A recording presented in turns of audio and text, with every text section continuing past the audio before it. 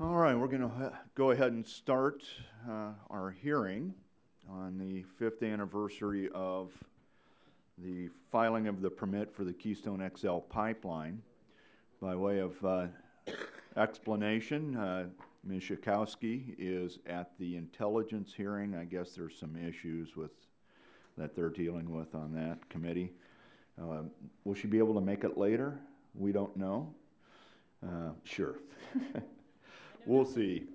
But Mr. Sarbanes is taking her place as the ranking member of this subcommittee for the day. So welcome, and he said he had a nice commute from Baltimore. That's nice. I had a nice commute from my office. So I'll start with the opening, my opening statement. So go ahead and start the clock. Thank you all for being here today as we mark the 5th year of the jobs and economic benefits that have been denied by this administration's refusal to approve the Keystone XL pipeline. Today marks number 1,826, exactly 5 years to the day since the original permits were filed to build the Keystone XL pipeline. To put this delay in perspective, it took the greatest generation just over 1,300 days to fight and win World War II. It took Lewis and Clark just over 1,100 days to completely walk the Louisiana Purchase and back. It took just over 1,400 days to build the Golden Gate Bridge. Now, according to President Obama's own State Department's analysis, the Keystone XL pipeline will create over 42,000 jobs. With us today, we have Ron Comiskey, who is my constituent and also a respected labor leader in Omaha, and he will tell us that it is indisputable that this project creates jobs. We will hear from those along the route.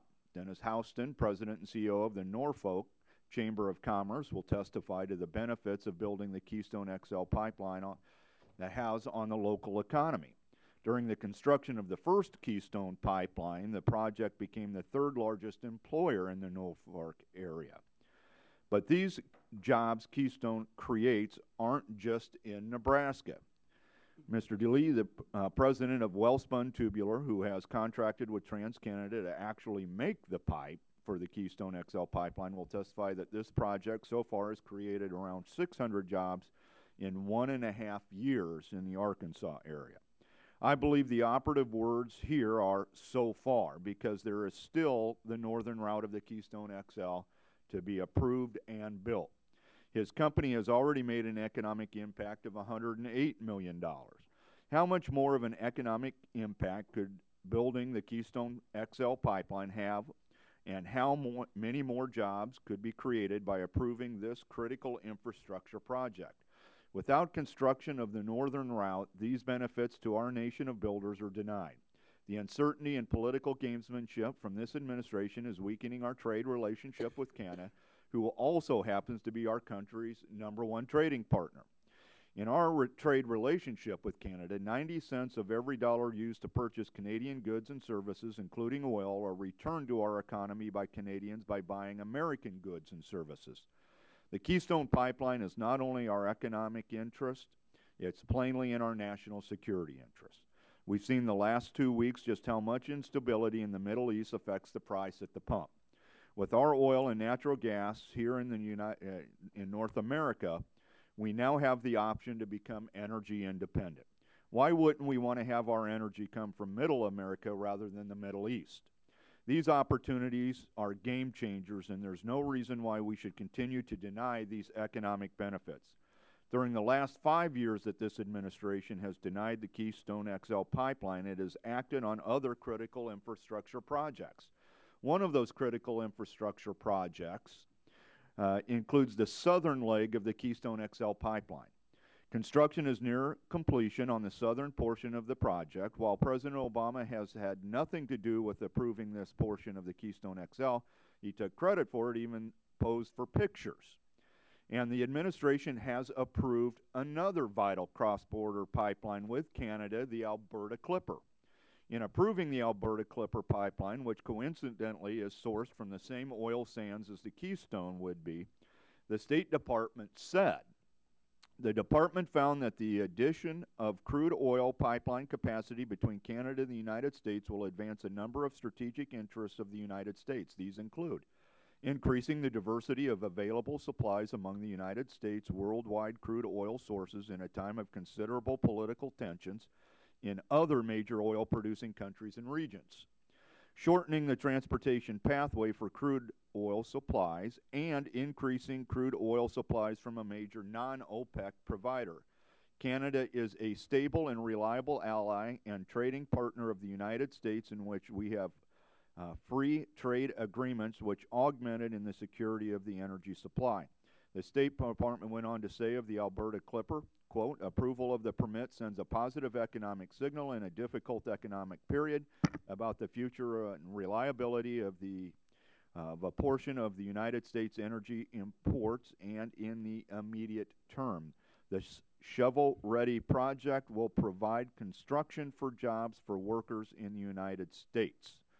The logic like this, I don't know why it's not time to build the Keystone pipeline. With the stroke of a pen, the State Department can deem this project in the national interest, and the President could approve. I'm encouraging him to do so, as he did already with the Alberta Clippers, for the same reasons as the State Department outlined. And that concludes my opening statement, and at this time yield to the acting ranking member, Mr. Sarbanes. Thank you, Chairman Terry. I appreciate it.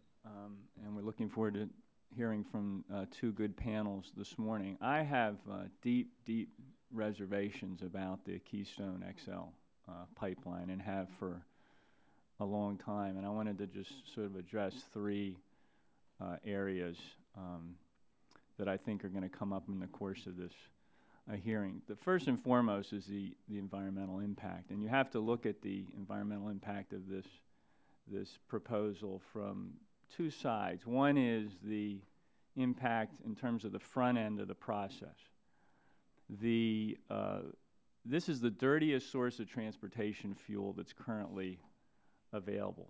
When you look at the process that's needed for extraction and production of tar sands oil, the impact that has in terms of CO2 emissions, other environmental impact, in my estimation, is not worth the benefits. But that's just one lens you can look at it through. The other is what happens if you experience an oil spill.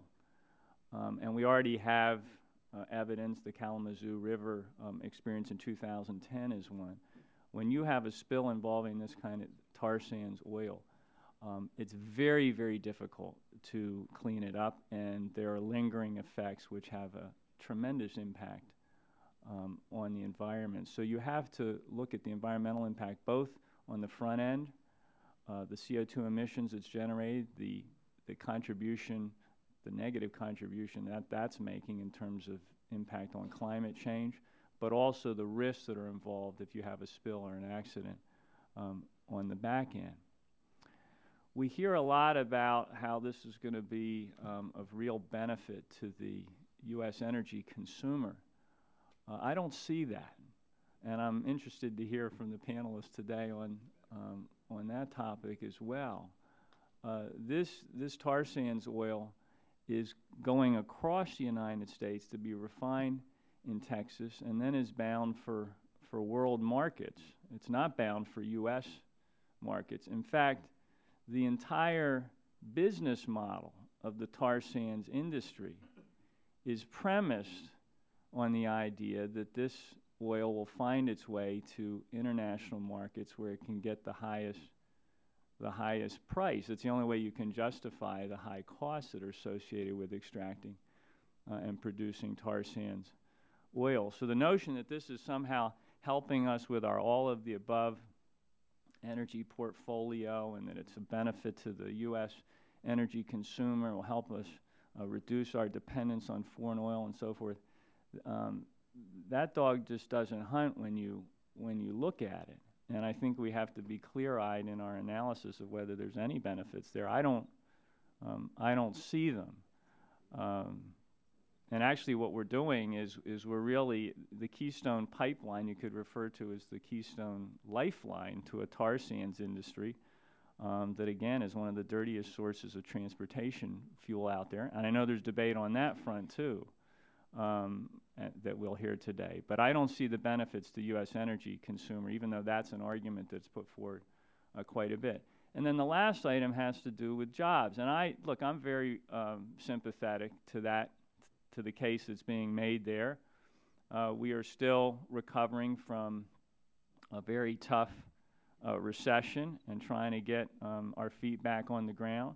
No industry experienced that more than the construction industry, and I understand why they're eager for the opportunities that can be presented by this project. We'll probably hear testimony as to exactly what is the number of jobs that are projected, both on a temporary and permanent basis. But I think we've been presented with a false choice here. We keep hearing about, well, here are the jobs that would be created if we had a Keystone, and if we don't have Keystone, then we won't have the jobs. There are plenty of other infrastructure investments that we can make that would generate good jobs across the country, hundreds of thousands of jobs. In fact, in the 5-year time frame that this process has been going on, there have been plenty of shovel-ready projects that, with a modest commitment from members in this chamber, particularly on the other side of the aisle, to those sorts of investments in partnership with the private sector, we could have launched those projects. They're on the books, the designs are in place, they're ready to go. That's the alternative, and that can happen also in the energy-related industry as we create an infrastructure that can deliver more sort of renewable energy sources to the driving public and others. So that's the choice we're faced with, and so for those reasons, I continue to have real reservations about the pipeline, but look forward to the testimony today. Thank you. Thank you. At this time, recognize the full committee chair, Mr. Upton. Thank you, Mr. Chairman. TransCanada first submitted its application to build the Keystone XL pipeline to the United States, the State Department, exactly 5 years ago today. And in the fall of 2010, then Secretary of State Hillary Clinton stated that the department was inclined to approve the project. In 2011, in opposing our initial Keystone bill, the White House issued a statement of administration policy stating that the bill expediting the pipeline was unnecessary because the State Department was committed to reaching a decision before the end of that year, several years ago. But here we are now, 5 years after the application was filed, and we still don't have approval, some 1,800 some days. 5 years ago, the economy was certainly on an unsteady ground, enduring volatile markets that would lead to the Great Recession, and we're still facing stubbornly high unemployment, certainly in my state of Michigan. And worse yet, we now have a shrinking labor force with the smallest participation rate since the Carter administration. It is understandable why some Americans who want to work have given up hope. They see a government that spends their tax dollars on companies that fail while denying permission to build privately financed projects that create real jobs. Keystone XL can't solve all of our employment problems, but it could have helped many by now. And Keystone XL is hardly alone, whether it's private investments in energy development or plants facing new regs. Washington's red tape factory is making it harder to build things.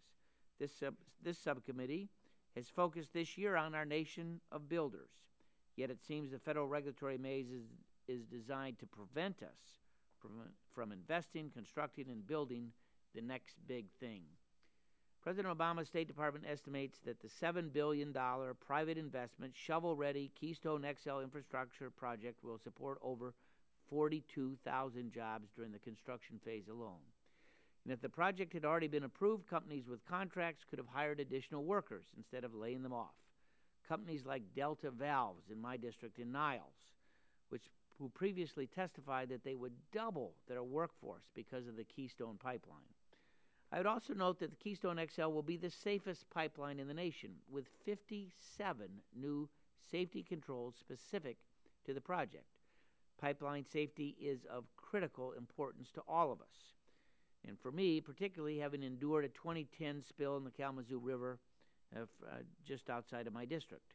Understanding the lessons from that accident, I joined forces with my fellow Michigan colleague John Dingell in helping getting landmark bipartisan safety legislation into law signed by President Obama last year to ensure that we have stricter controls and higher fines to protect the public on every new pipeline. And despite the added safety controls, exhaustive studies, some 15,000 pages of State Department analysis, thousands of jobs are still being held hostage to an ever-moving goal line. Our friend and ally Canada is pursuing other options, now considering building a pipeline to the eastern seaboard for refining and export. And I would note today that we already import some 1.5 million barrels of oil sands every day. And pipelines obviously have a less of a carbon footprint than we do by rail or by truck. So the Keystone Pipeline is certainly an important component of our architecture of abundance that is necessary to achieve energy self-sufficiency. In January of 2012, the President said he would do whatever it takes, his words, to create jobs. But here we are still today, 5 years later. It's time for the President to join the broad coalition of job creators, labor unions, Republicans, and Democrats alike and say yes to this jobs and energy project, and I yield the balance of my time to Mr. Kinzinger from Illinois. Thank you, Mr. Chairman, and thank you, everybody, for holding this hearing. Gentlemen, thanks for being here. I can't believe it's been over 5 years since this thing was really even brought up. It really is mind-boggling to me. What does the Keystone Pipeline mean for the U.S.? It means 20,000 jobs, not just jobs, but high-paying jobs that will pay workers salaries well above the prevailing wages of their local areas. These workers and their wages brought about due to the construction of the pipeline will be about $5.2 billion in new property tax revenue for local economies. As local governments struggle to close budget holes, this is going to be vital to recovery in those areas. In addition, we'll see 830,000 barrels of safe and secure oil each day from Canada, not the Middle East, which means we'll need less oil from the Middle East and those that want to give money sometimes to people that want to kill our soldiers overseas. We can no longer rely on those countries, and we need to be energy secure here at home. And let's not forget, finally, somebody's going to benefit out of this oil out of Canada. It's either going to be the United States or it's going to be China. It's going to get drilled and it's going to get shipped. So I think this needs done. I thank the chairman for yielding the time, and I yield back. Thank you. Now it's my honor to introduce and recognize the full committee chairman on the minority side, ranking member Mr. Waxman, for your 5 minutes. Thank you very much, Mr. Chairman. It used to be called ranking member, but what did I call it? It's okay. I don't want to use my time. Full committee chairman on the Democratic side. Mr. Chairman and my colleagues, today's hearing is on the TransCanada's proposed Keystone XL tar sands pipeline. I oppose this tar sands pipeline because it locks us into decades of higher carbon pollution. It's a big step in the wrong direction on climate change, and that's something we simply cannot afford to do. Yesterday, the Energy and Power Subcommittee of this committee held its first hearing in years on climate change, and we heard from the Secretary of Energy, Ernest Moniz, who is also an acclaimed physicist from MIT and Stanford. He told us that, quote, we have to act this decade, end quote, on climate change. Our window for avoiding catastrophic effects of climate change is closing rapidly. In fact, we are already experiencing harm from climate change today in our daily lives. Earlier this week, the House Safe Climate Caucus held a forum to hear from Americans who have been harmed by climate disruption. We heard from an Iowa farmer who told us how successive droughts and floods have destroyed his crops. A Californian told us how her community was devastated by the Yosemite Rim fire, which has cost $113 million just to fight and is still burning today. A Texas rancher spoke of having to cull 2/3 of his herd in the drought. A survivor of Hurricane Sandy told us that a quarter of all the houses in her community are damaged and empty almost a year later. And a reverend from Louisiana described how sea level rise threatens his rural community, and he invoked the Bible in calling upon Congress to do something about it. Yesterday, I posed one question to those who oppose the President's action on climate change. What's your plan? Don't just say no, propose an alternative. Instead, we heard nothing. Instead of doing something to address climate change today, we're holding the 11th hearing since 2011 to push one favored project that would make climate change worse.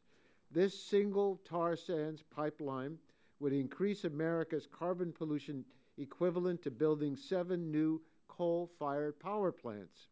It's hard to think of another project that could do this much damage. If our goal is creating jobs, Keystone XL is not the answer. Instead, we should be working to ensure broad opportunity for the middle class. We should be fixing America's crumbling roads and bridges, and we should be investing, the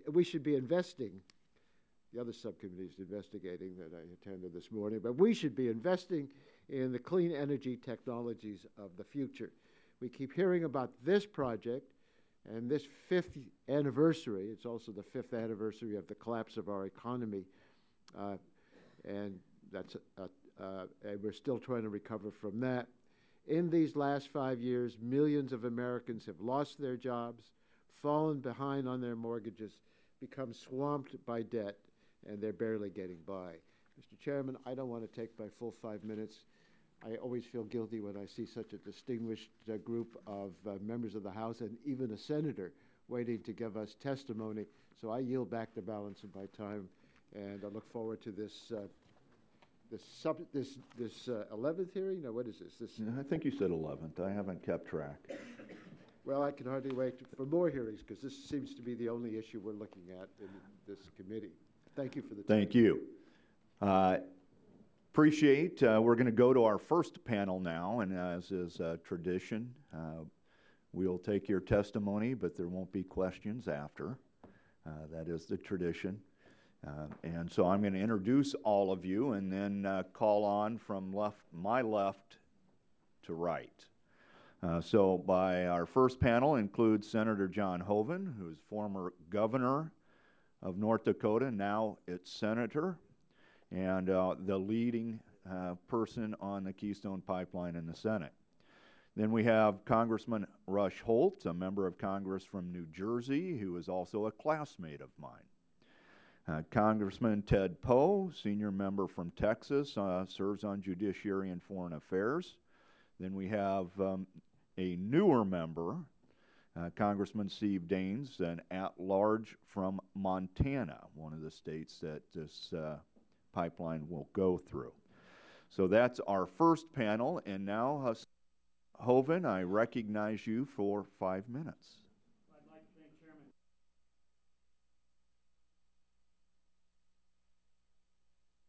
Chairman. Is your Upton. Again, I'd like to thank Chairman Terry for inviting me and also acknowledge Chairman Upton for being here. Appreciate their comments. Also appreciate the opportunity to respond to some of the comments made by the minority members of the committee. I think it's remarkable that we're sitting here for this 5th anniversary. You know, usually when you have a birthday or an anniversary, it's a good thing. But here we are, the 5th anniversary of no decision. Is there anybody in this room that would want us talking about them saying for 5 years they couldn't make a decision or wouldn't make a decision? What's going on? And the administration has not made a decision for 5 years. We elect presidents to make decisions. And here we sit on the 5th anniversary on a project that will produce more energy for this country. It will create jobs, economic growth, and help us with national security. In a recent Harris poll conducted this summer, 82% of Americans support the project. Tell me one other thing you can get 82% of Americans to agree on. 82% of Americans in a recent Harris poll support this project. Just some other stats from that poll. 85% of the people agree that Keystone XL would strengthen America's economic security. 81% of the people agree Keystone would help strengthen America's energy security. 77% agree it would help strengthen America's national security. 75% agree it would benefit the U.S. military by increasing access to oil from Canada. So, look, and it's not just about Canadian oil. I represent the state of North Dakota. We now produce almost 1 million barrels of oil a day, second only to Texas. We need to move our oil to market. Day one, we'll put 100,000 barrels a day of oil into this pipeline, the lightest, sweetest crude there is. You talk about safety. This oil, whether it's our oil or whether it's oil from the oil sands, is moving by truck, train, and if we don't take it, tanker to China. That's safer than the latest, greatest pipeline technology when we have millions of pipelines already, some of them very old, and this would be new state of the art. Some of the other comments that came up talk about environmental impacts. After 5 years and something like 4 environmental impact statements, the State Department has determined no significant environmental impact. No significant environmental impact. And in fact, it produces less emissions than the crude we get from California or Venezuela. What, we'd rather get it from Venezuela? Or how about the Middle East with what's going on in Syria and Iran and the instability there? I know, let's continue to depend on the Middle East. That's what Americans want, rather than working with our closest friend and ally, Canada, to get the oil? What's going on? It's just, I mean, it's just unbelievable. So what, some of the other comments that came up, the benefit. So here's a pipeline. I think to build the U.S. portion is something like $5.3 billion. We don't spend one single taxpayer dollar, but we get hundreds of millions in tax revenue, and the State Department, as Chairman Upton said, by its own emissions, this thing creates 40,000 jobs. Well, what's wrong with that?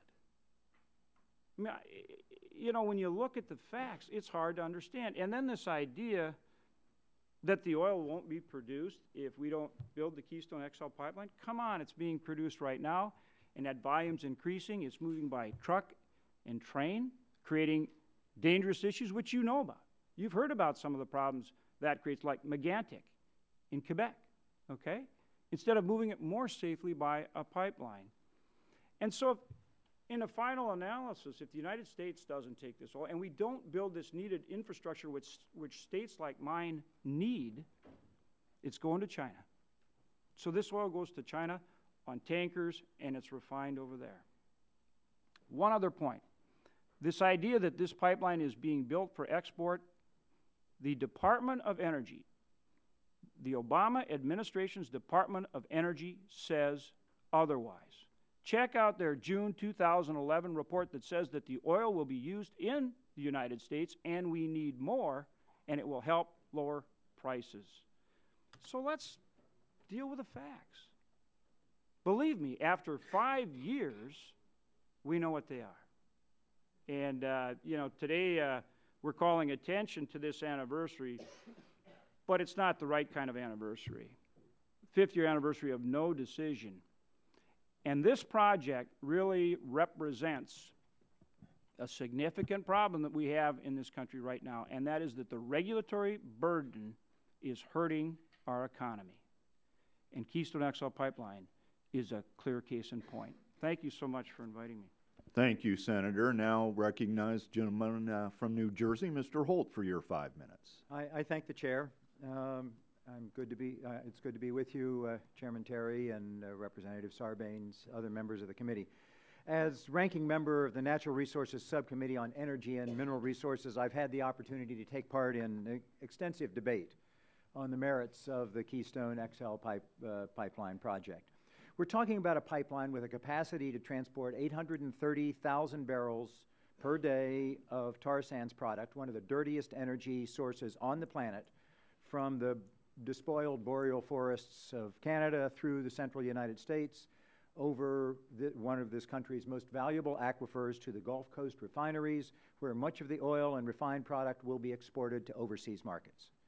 The tar sands substance, and I call it substance rather than oil, is, unbelievably, not oil for the purposes of paying into the Oil Spill Liability Trust Fund, meaning that the Canadian tar sands get a free ride through U.S. pipelines. I've made efforts to correct this loophole by proposing amendments to Keystone XL legislation, but unfortunately those attempts have been rejected by the majority. Meanwhile, the Government Accountability Office has already warned us that the Oil Spill Trust Fund is at risk of running out of money because of the cost of recent tar sands cleanup efforts following spills in the Kalamazoo River in Michigan, the Yellowstone River in Montana, and suburban streets of Mayflower, Arkansas, where the cleanup continues. Yes, the tar sands is providing jobs in the United States, cleanup jobs, not what we would like to see. If we're going to ask the United States to bear all of the environmental risk of transporting this dirty oil, we should at least ensure that the American people see some benefit. However, 60% of the gasoline, 42% of the diesel produced in the Gulf Coast Texas refineries was exported last year. And we talk about promoting energy security. When I've proposed amendments to guarantee that the oil stays in the United States, they have been rejected by the majority. Now, granted, a significant number of jobs over the couple of years of construction, but the papers filed by the proponents of this bill show that over the long term, after the bump of construction jobs, there will be about 30 to 40 permanent jobs in the United States. Not 30 or 40,000, 30 or 40 over the long term. Now let's take a look at what has happened over the last 5 years. The concentration of carbon dioxide in the Earth's atmosphere has reached 400 parts per million, a level never seen before by humans. The U.S. has experienced drought, flood, fire, barges aground, tornadoes, costing Americans lives and dollars. Glaciers are shrinking, sea levels rising, the Earth's temperature is increasing unmistakably. The United States doesn't need this dirty energy because the fact is we're developing domestic oil, natural gas resources at a record pace. In the last 5 years, U.S. production has steadily increased while per capita consumption continues to decline. Combined with the increases in renewable energy, we are well on our way to energy independence.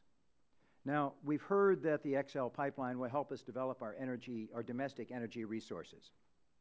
As my friend from North Carolina could tell us, we don't need an international pipeline like the Keystone XL to move those resources to market. In this country, hundreds of miles of pipeline are already under construction, and as we speak in the southern portion from Cushing, Oklahoma to the Gulf Coast, we have a pipeline that does not require presidential permit. Now, the chairman spoke about the Golden Gate Bridge and the Lewis and Clark expedition. Yes, we should be creating jobs. $2 trillion of infrastructure backlog that we need to be investing in to put to work engineers and the pipe trades and the laborers and other workers. We should be investing in energy produced and used here in the United States, clean, sustainable energy.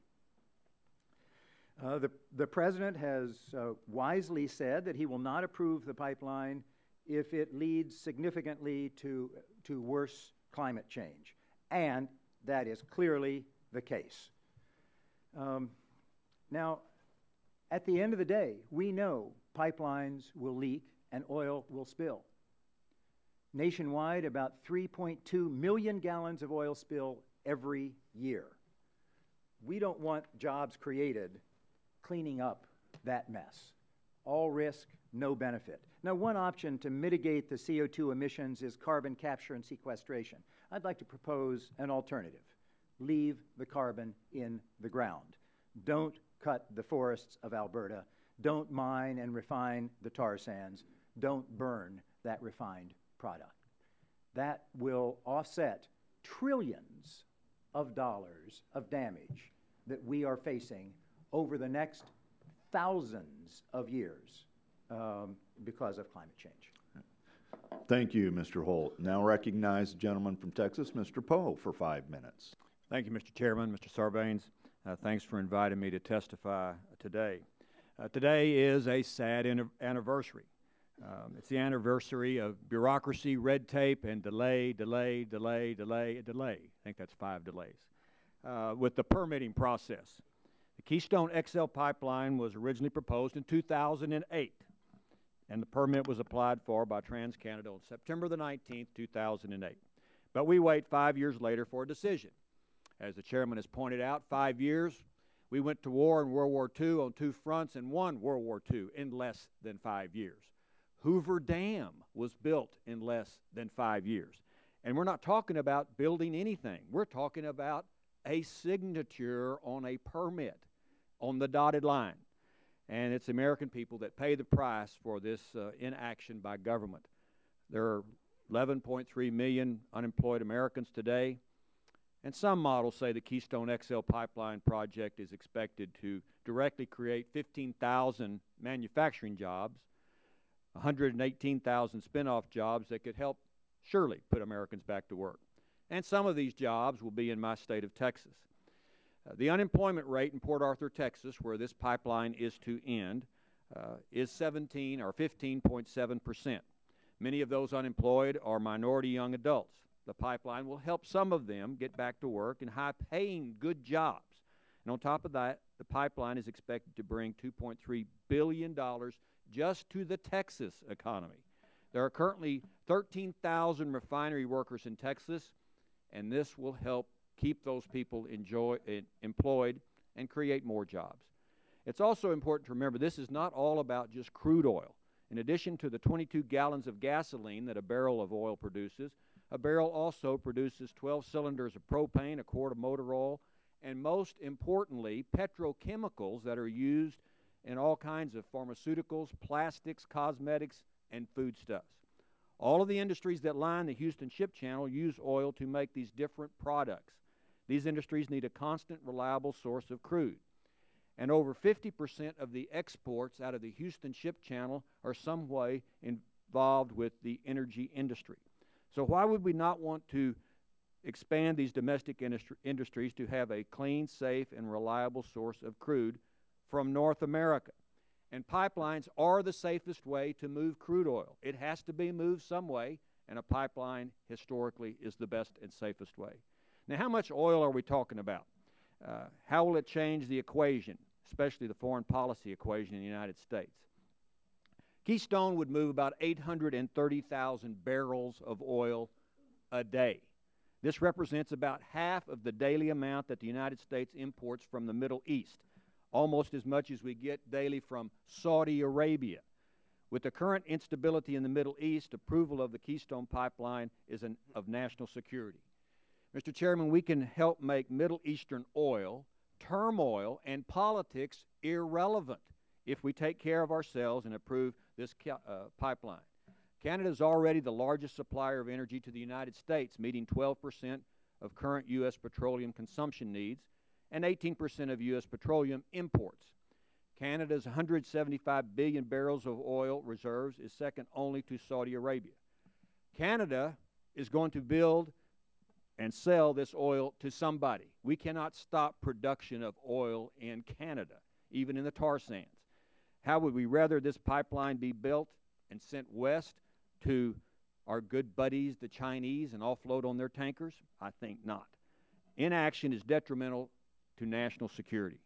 With greater use of Canadian oil, along with all of the above energy policy, it's possible the United States could be really energy independent in 10 years. Imagine how our foreign policy could change if that was the case.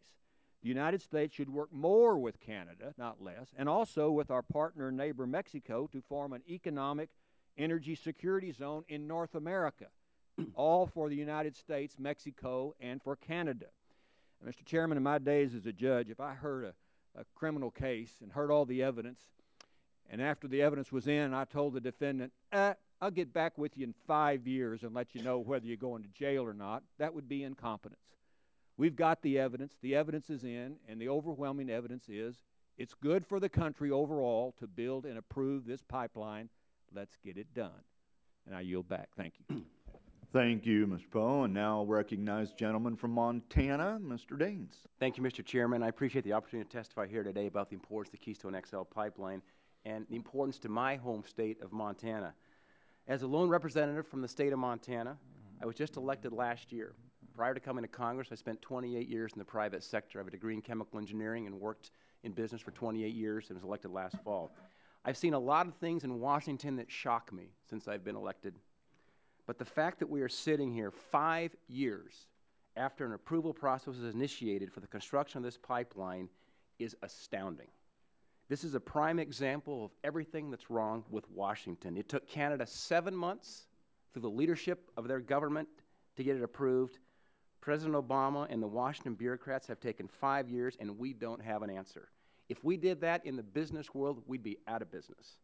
I'm here today to tell you that the Montanans are tired of the gridlock and ready for this pipeline to be approved. I would love to see some of my colleagues from the states that are thousands of miles away from Montana and North Dakota to come out and spend some time with the families that are dependent for their economic futures here on this pipeline. The President's inaction and the bureaucratic delays have created uncertainty about whether or not my state will get to reap the benefits of this pipeline. And let me tell you, the benefits are plentiful in Montana. Over the past few years, small towns in the eastern part of Montana have been revitalized due to the exploration and production of oil in the Bakken. Energy development means better opportunities for employment. It means more revenue flowing into state and local government coffers for schools and for roads, and economic growth and jobs for our communities. Now, I want to remind you the Keystone Pipeline starts its journey as it goes from Canada. The first state it enters is the state of Montana. We kind of have the alpha and omega in here, I think, with myself and the honorable judge from Texas. Montana shares a 500-mile northern border with Canada. Our state's known for its abundance of natural resources. If you've seen the movie A River Runs Through It, that's Montana. And we cannot think of a better place for the Keystone to initiate its route than into the state of Montana. It crosses initially in Phillips County. It's going to cross through 5 other counties in my state, and more than 800 good-paying jobs in Montana will be created by that, with thousands more across the nation. Now, let me set a fact straight here that's actually been misquoted in this hearing so far. We talk about the 830,000 barrels of oil per day being transported, and the senator from North Dakota mentioned this as well. Remember, 100,000 barrels a day of that 830 is Montana and North Dakota oil. So please, as we talk about this, it is not just about Canadian oil. It's about transporting Montana and North Dakota oil in the most efficient and environmentally safe way across this country. And remember, that's about half of the amount of oil that is currently imported today from the Middle East. 30 days ago, I was standing on the border between Israel and Syria, looking into Syria. Remember what happened back in 1973 in the War of Yom Kippur, when oil prices spiked 4x in a short period of time and created a shock wave in this economy. It is imperative that we move as quickly as possible to creating North American energy independence, and this moves us a long way down that path. It also means cheaper energy costs for the people of Montana. Let me tell you something. Again, I'd love to have you come out and spend some time with working moms and dads in Montana who are going to be dependent on this pipeline. I spent time with the Norval Electric Co-op. They supply electricity for thousands of Montanans. They told me that if the Keystone Pipeline is approved, that their utility rates will be held constant for the next 10 years because of the additional load. They're going to supply electricity to a pump station in the Keystone Pipeline. Without the Keystone Pipeline, rates are predicted to go up 40%. That is right on the backs of hard-working Montana families, many where moms and dads are having to try to work every day to make ends meet. In fact, it amounts to $480 per year additional expense for these families out there. I tell you what, they're working hard, living month to month. The pipeline has undergone 4 environmental reviews, with one more finalization of the review yet to come. Believe me, in Montana, we understand the importance of protecting the environment. I am an avid outdoorsman. I love to fish, I love to hunt, I love to backpack, I love to climb mountains. But we can have both, and this is the most environmentally safe way to transport oil yet invented. In fact, when compared to any other means of transportation, it is the most environmentally safe way to do it. These days in Washington, it's hard to find any measures that Republicans and Democrats agree on, but let me tell you what, my 2 senators from Montana, both Democrats, Max Baucus and John Tester, they support the pipeline's construction. This is common sense. Montanans support the construction of the Keystone Pipeline. Again, I'd invite those members who are opposed to this, come out and drive around in my Ford truck and spend some time with the Montana families right now that live month to month on their paychecks. Why are we still waiting? Finally, my constituents would like to enter the statements of support for the pipeline's approval. The group includes the Montana Electric Co-op Association, Phillips County Commissioners, Eastern Plains Economic Development Corporation, and the Montana Petroleum Association. I ask unanimous consent for these comments to be added to the record. Hearing no objection, so ordered. And thank you for your testimony. Thank all of you for taking your time out of your busy schedules to join us today. Your input is greatly appreciated. We will now get ready for our second panel.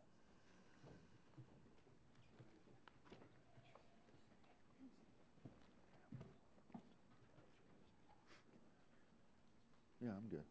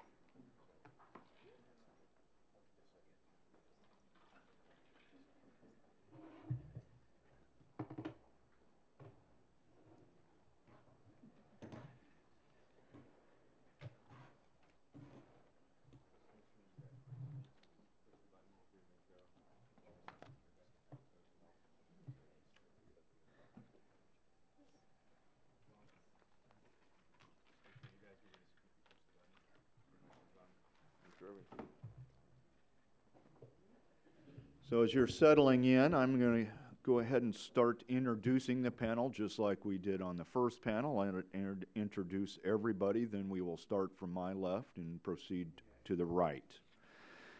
First, we have David DeLee, President, Wellspun Tubular. Then next, the Honorable Karen Harbert, President and CEO of Institute for 21st Century Energy and the U.S. Chamber of Commerce. Dennis Houston, President and CEO of the Norfolk Area Chamber of Commerce. Ron Kaminsky, Business Manager, Laborers Local 1140. Then Lucian Pugliaresi, Energy Policy Research Foundation. Welcome back. Jane Klebb, Executive Director of Bold, Nebraska, making an entry. Anthony Swift, Attorney, International Program, NRDC, and welcome back as well. Thank you. That is our second panel, and we will start with you, Mr. DeLee. You are now recognized for your 5 minutes. Good morning, Chairman Terry and members of the committee. For the record, my name is David DeLee, and I'm the president of Wellspun Tubular LLC in Little Rock, Arkansas.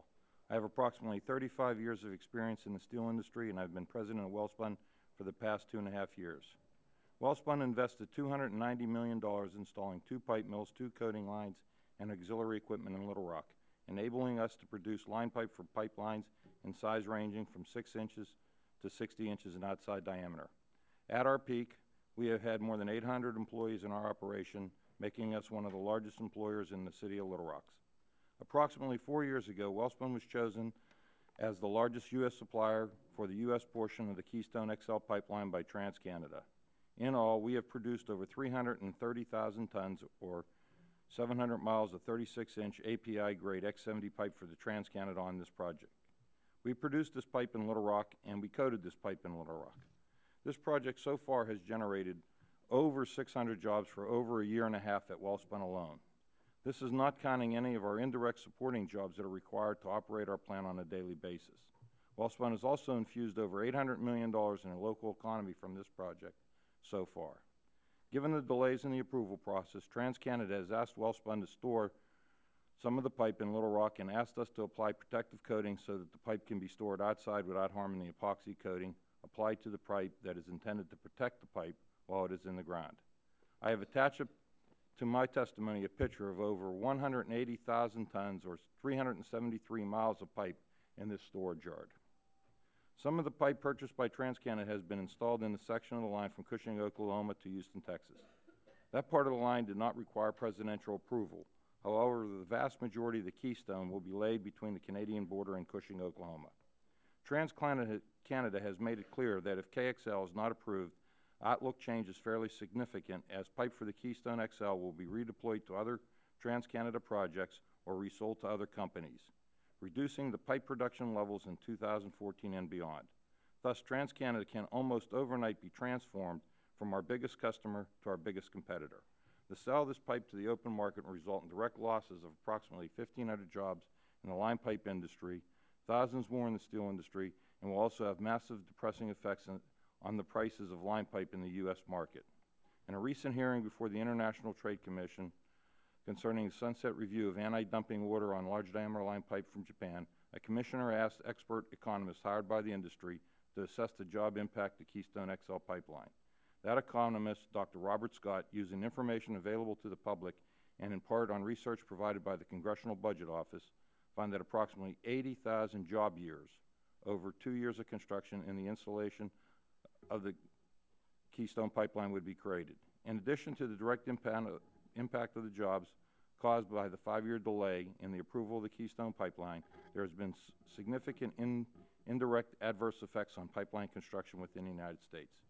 In spite of both discovery of production of large new quantities of oil and natural gas from new shale fields, pipeline companies are not installing pipelines to bring these products out from the shale areas to the market.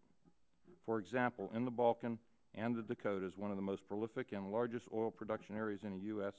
at the present time, more than 3/4 of that oil production is leaving the region on rail cars.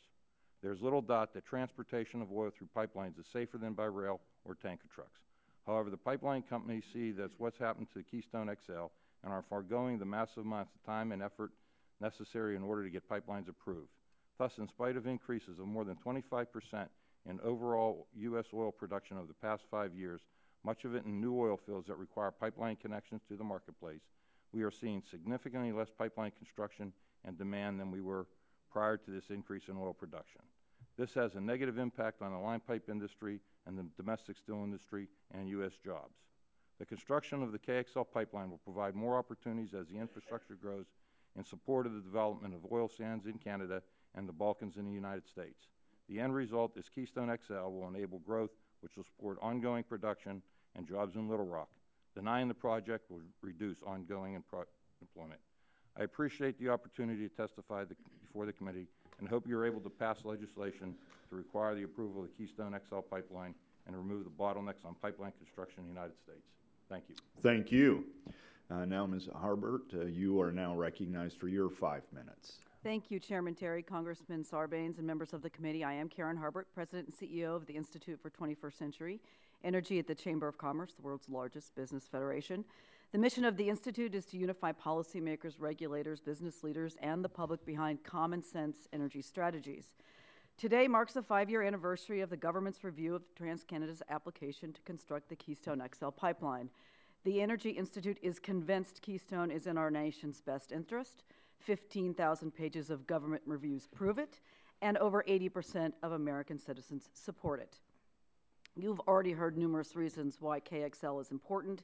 It will create thousands of jobs, generate millions of dollars in tax revenue, and allow America to import less oil from unfriendly nations.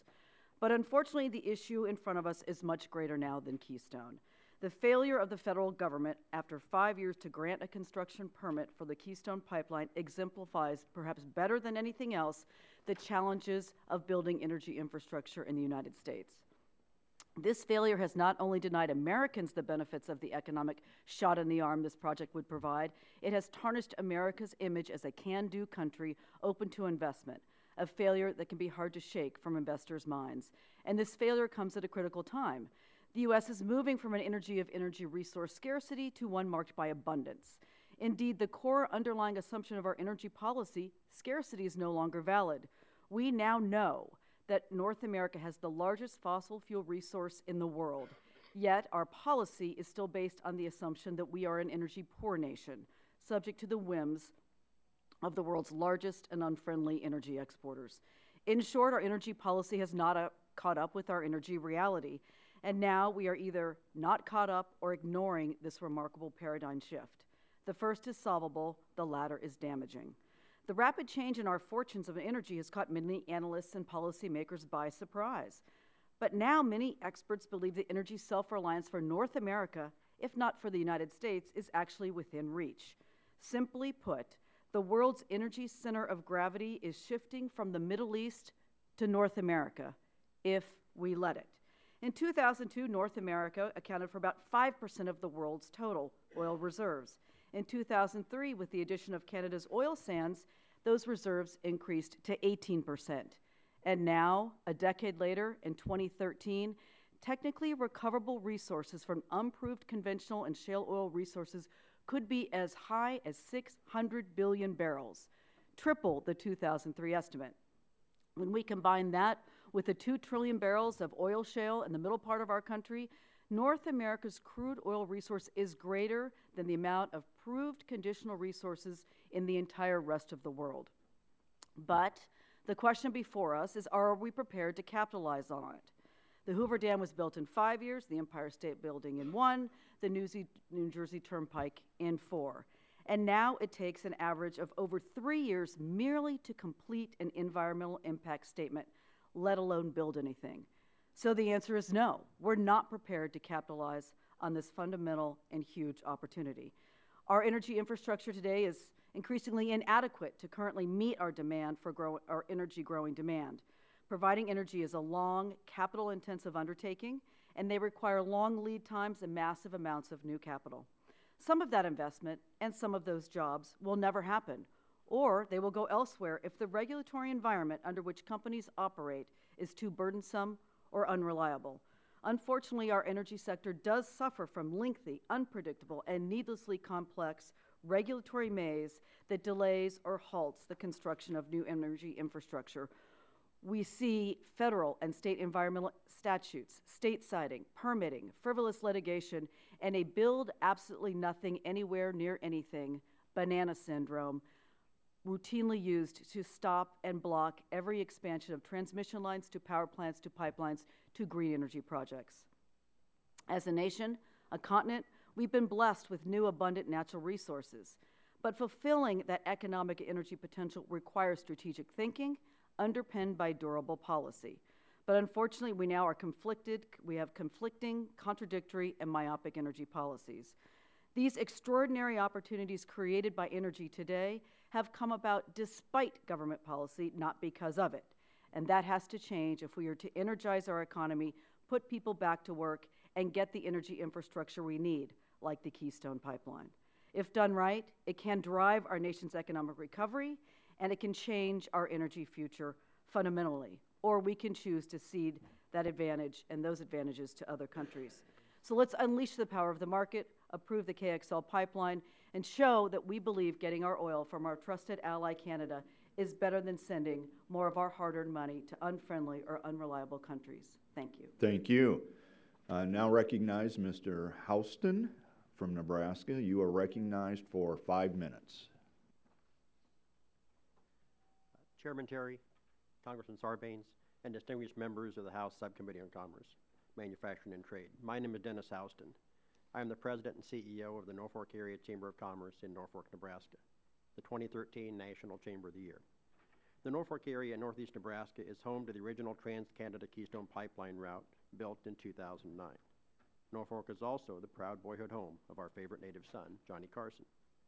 On behalf of the Norfolk Area Chamber of Commerce and its more than 675 member firms, the 15,000 area residents our members employ, and the 125,000 people in the Norfolk trade area, I would like to share our positive experience with Trans-Canada and the Keystone Pipeline in our area of northeast Nebraska. The original Trans-Canada Keystone Pipeline has had an amazing impact on Main Street in Norfolk, Nebraska.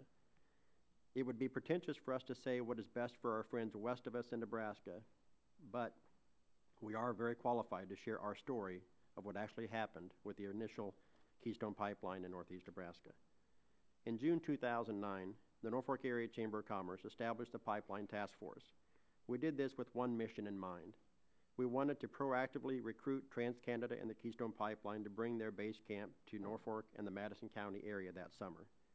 Our experience with their organization and their employees was extremely positive.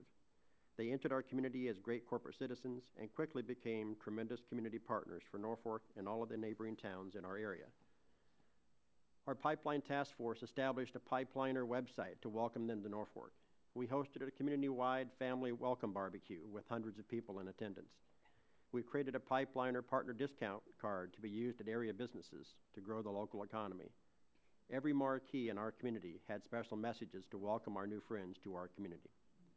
The spouses of the pipeliners, who by their own name quickly became known as the Pipeline Ladies, completed a renovation of a crisis center for abused children. This was done with a total donation of time, talent, and dollars. After a 12-hour day on the job, pipeliners then brought in heavy equipment to build the landscape children's playgrounds. They also volunteered their personal time at Bright Horizons and the Orphan Grain Train, both of which are nonprofits. This intense level of community involvement was not simply a goodwill gesture for a weekend project, but rather a way of life that took place over a period of 5 months.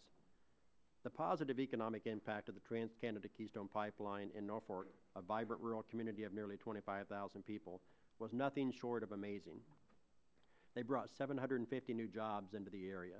Trans-Canada became our third largest employer in our area for the 5 months their team was working on the project.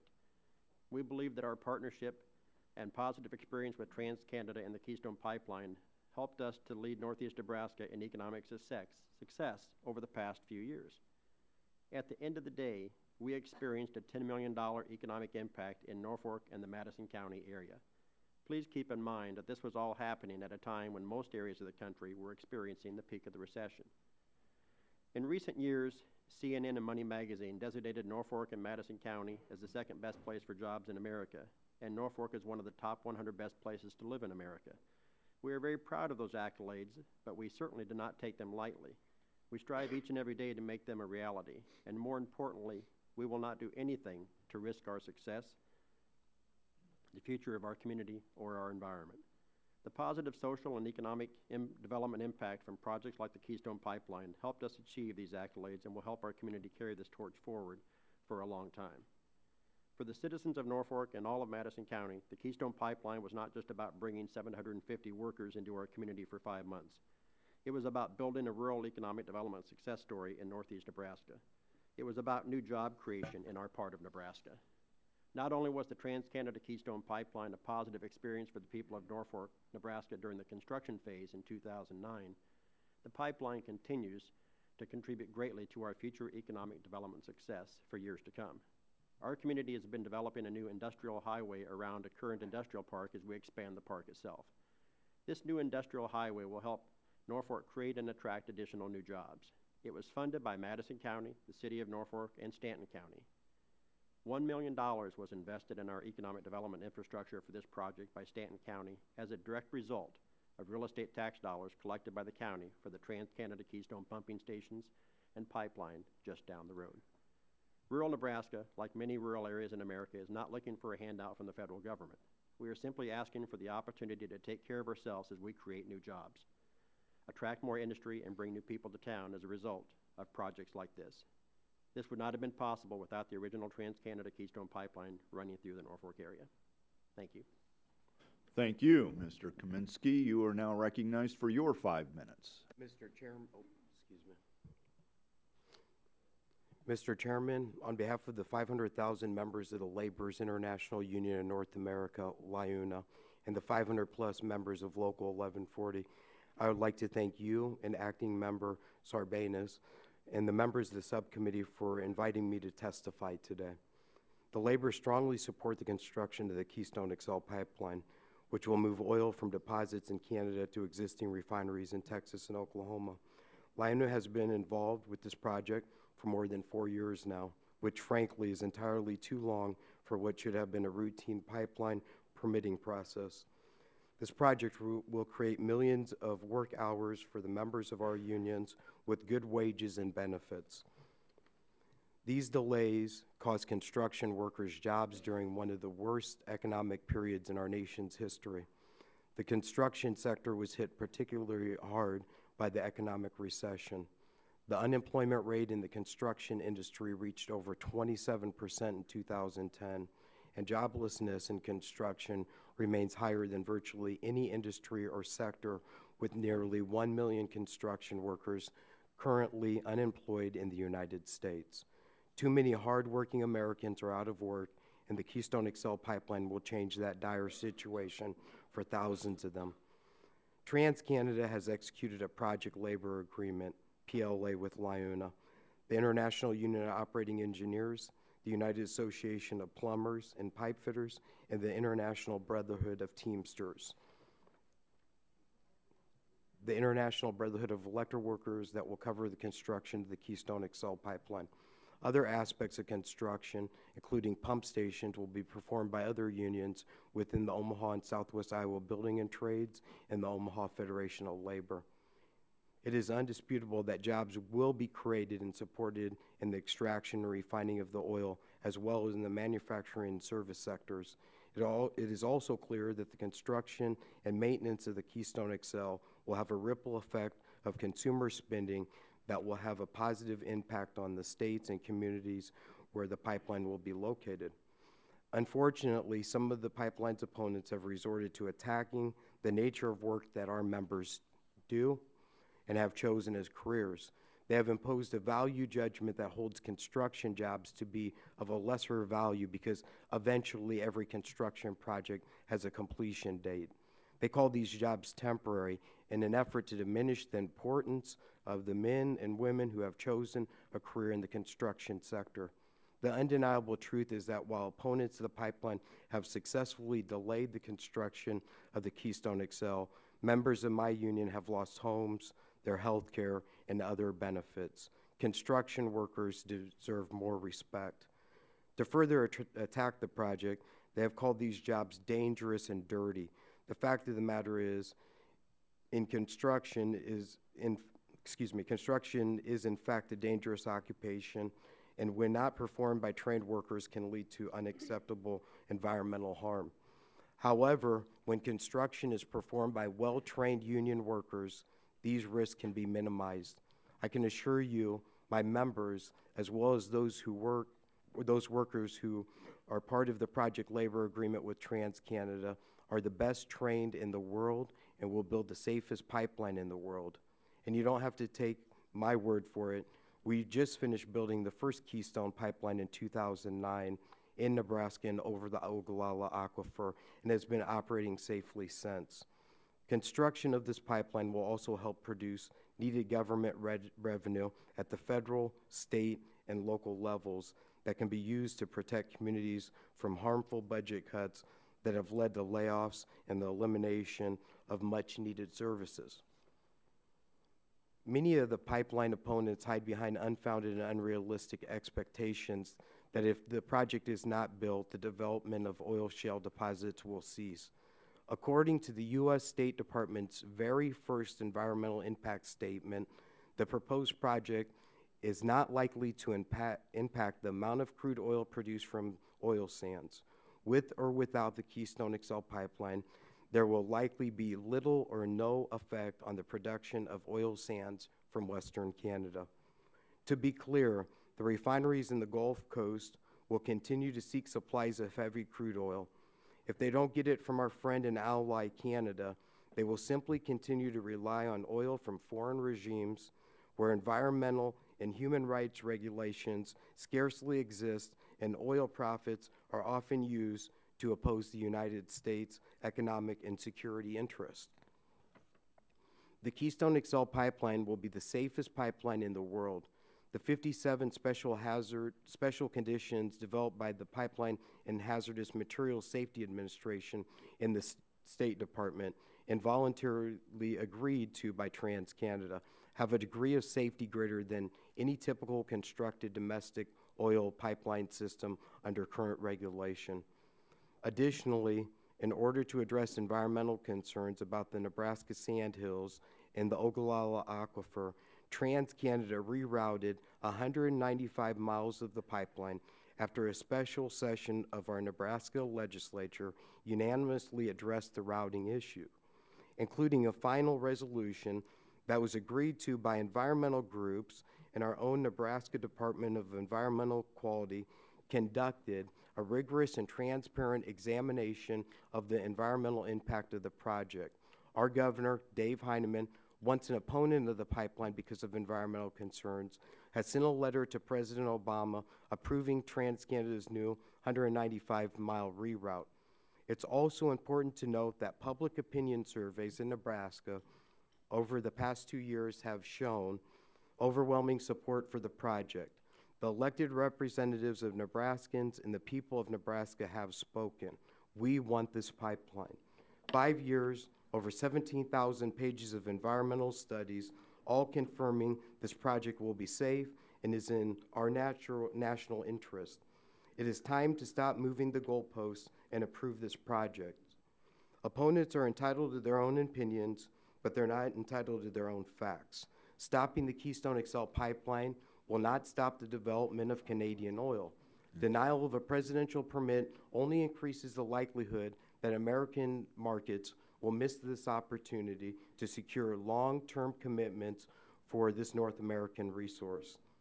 If the opponents of American jobs succeed in preventing the Keystone XL pipeline from being built, the socioeconomic benefits of this project will not be realized. No local, state, and federal revenue will be generated by the construction and operation of the pipeline. There will be no additional income to property owners and businesses along the pipeline route. And critically important to our unions, the jobs that will be created by the massive private investment will be lost. Thank you for allowing me to testify you. Thank you, Mr. Kaminsky. Appreciate it. Mr. Pugliarosi, you are now recognized. Appreciate. Chairman Terry, Ranking Member Sarbanes, thank you so much for this opportunity to talk on this very important topic. EPRA Inc. has been around a long time, since 1944. We study the relationship between petroleum economics and public policy. So let's go with the first slide. As you can see by this slide, the vertical axis shows production in 1,000 barrels a day. Actually, in 1980s, you can see we produced 10 million barrels a day together with Canada. Today, we are exceeding that number. It's very important. This additional production is extremely important. Had we not had this production, there would be no excess capacity in the world market today. The price of oil would be $20 to $40 higher than it is today, 50 cents to $1 a gallon more. And instead of anemic economic growth, we would still be in a recession. This is critically important. As a platform of stable new production, North America is a godsend, not just for North America, but for the world oil market. And additionally, every time we produce a barrel of oil in North America, the real resource cost of that oil is substantially less than the claims on our resources from imports. So we produce a barrel of oil, real resource cost may be $50. That difference between $50 and $100, that's revenue to state, local, federal governments, return on capital, profits, of course, and also return on labor. So this is very important. This is a very cost-effective import substitution. Next slide. Now, this is our outlook on the future. We think U.S. and Canada, this is very, very detailed from well-based data, the U.S. and Canada can move up to 14 million barrels a day by 2020. This doesn't even include natural gas liquids, which would add another 4 million barrels a day. This is an enormous engine of economic growth for the United States. It makes our manufacturing more competitive and requires a very effective network, a very cost-effective network to move this production, much of it out of the northern tier, through the coastal refineries. And I'll talk about that in a minute. Next slide, please. I think one of the things if you look at this slide, the vertical axis shows the percentage of U.S. GMP. That is how much our import bill as a percentage of our GMP. And if you look at, you can see that out to 2019, 2020, the progress looks quite good. Oil imports as a percent of GMP continue to decline. Now, exports, imports are not the only way are not a very cost-effective way to think about energy security, but the notion of North America as a platform for stable new production is. And you can see here that when we look at it as a North American lens, which is really important, the U.S. and Canada together take the imports down to less than 0.5% of GMP. The North American lens is the right way to look at this. Once again, as many of the other speakers have pointed out, production of Canadian oil and the purchase of it by American consumers comes back to the United States in purchases of capital and consumer goods by over 90%. Next slide. This shows the congestion, what we call the congestion of the network. If you think about the United States, we produced our oil in the Gulf Coast, we imported our oil and our products in the Gulf Coast, and we moved it up. But all of a sudden, we have this surge of production out of the northern tier, North Dakota, Montana, Canada. We need to take that production now and move it to the coastal refineries. And it's this congestion here which is causing enormous problems throughout the producing regions of the United States. In fact, if we can get XL built, we believe that it will probably lift wellhead values throughout North America by $3 a barrel. A lot of that money shows up in local, state, and federal revenues. Next slide. I think it's very important to understand what's going on. The middle of the United States today no longer uses any non-U.S. or non-Canadian oil. As you can see by this chart up here, imports are in the green. So if you produce more oil in Canada or more oil in North Dakota, you have to move that oil to a coastal refining center. The mid-continent of the United States is now using only U.S. and Canadian crude. And so if we don't have an effective transportation system to move this crude to the coastal refining centers, we are not going to embrace the huge benefits that the North American petroleum renaissance is presenting the country. And this actually is a serious problem, because when we can't pull the trigger on something as simple as XL, we're sending a message to OPEC, to investors around the world that we're incapable of even embracing the simplest measures that will enhance the petroleum renaissance, our energy security. Finally, the last slide. I think there are a couple of issues on expectations I'd like to talk about. As we've spoken already, if you look from Cushing's to the Gulf Coast, Netherlands, that project's almost done. So it's the missing piece on XL. But what has happened from this decision process in terms of expectations? The first thing that's happened is no Canadian company today, or U.S. company, will consider a cross-border pipeline. We know this because we have spoken to some and suggested some areas where they could do it. And they have said, you guys are crazy. We are not going to go through the torture chamber of the U.S. decision process. It's not good for our company, it's not good for the process, and it's too unpredictable. The second issue that's really important is that TransCanada, many people may not know this, TransCanada purchased $2 billion worth of pipe 2 years ahead of schedule under the expectation that President Obama, like every other American president, would not deny a cross-border pipeline with Canada.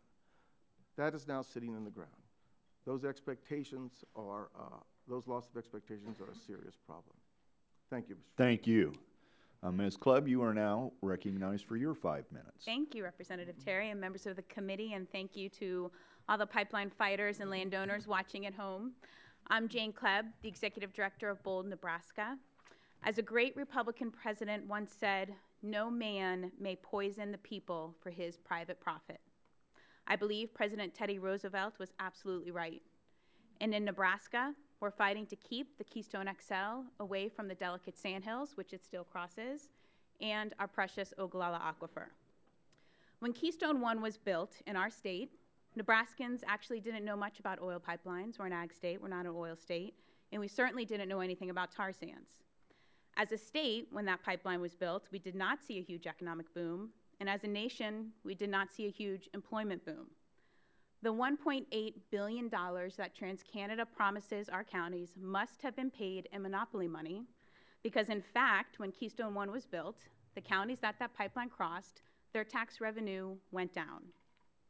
Looking at job records on Keystone 1 and TransCanada's Gulf Coast segment, you see about 800 to 900 folks that come in from out of state that are employed for about 6 months to a year, and about 100 local folks get jobs for about the same time period. While those are good jobs and those are good people, it is nowhere near TransCanada's promise of 20, 40, or 1 million jobs that we've sometimes heard on the Hill. In April 2010, the Deepwater Horizon platform exploded into the Gulf of Mexico, claiming 11 lives and releasing over 5 million gallons of oil. Within 10 days of capping the BP well, Enbridge's tar sands pipeline ruptured into the Kalamazoo River, and with it, lots of cancer-causing chemicals in tar sands.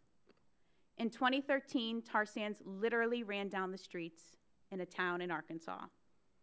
It was then that our state and our nation were now focused on not the economic benefits of Keystone XL, but the economic risk. Our state's economic backbone is based in agriculture, not oil pipelines. Our farmers and ranchers' livelihoods rely on clean and abundant water from the aquifer.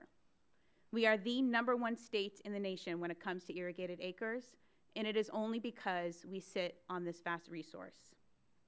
There has never been a worst-case water risk analysis done by the State Department or by the Nebraska DEQ. And TransCanada admits that their pipeline could rupture up to 1.3 million gallons of tar sands and benzene into our water supply.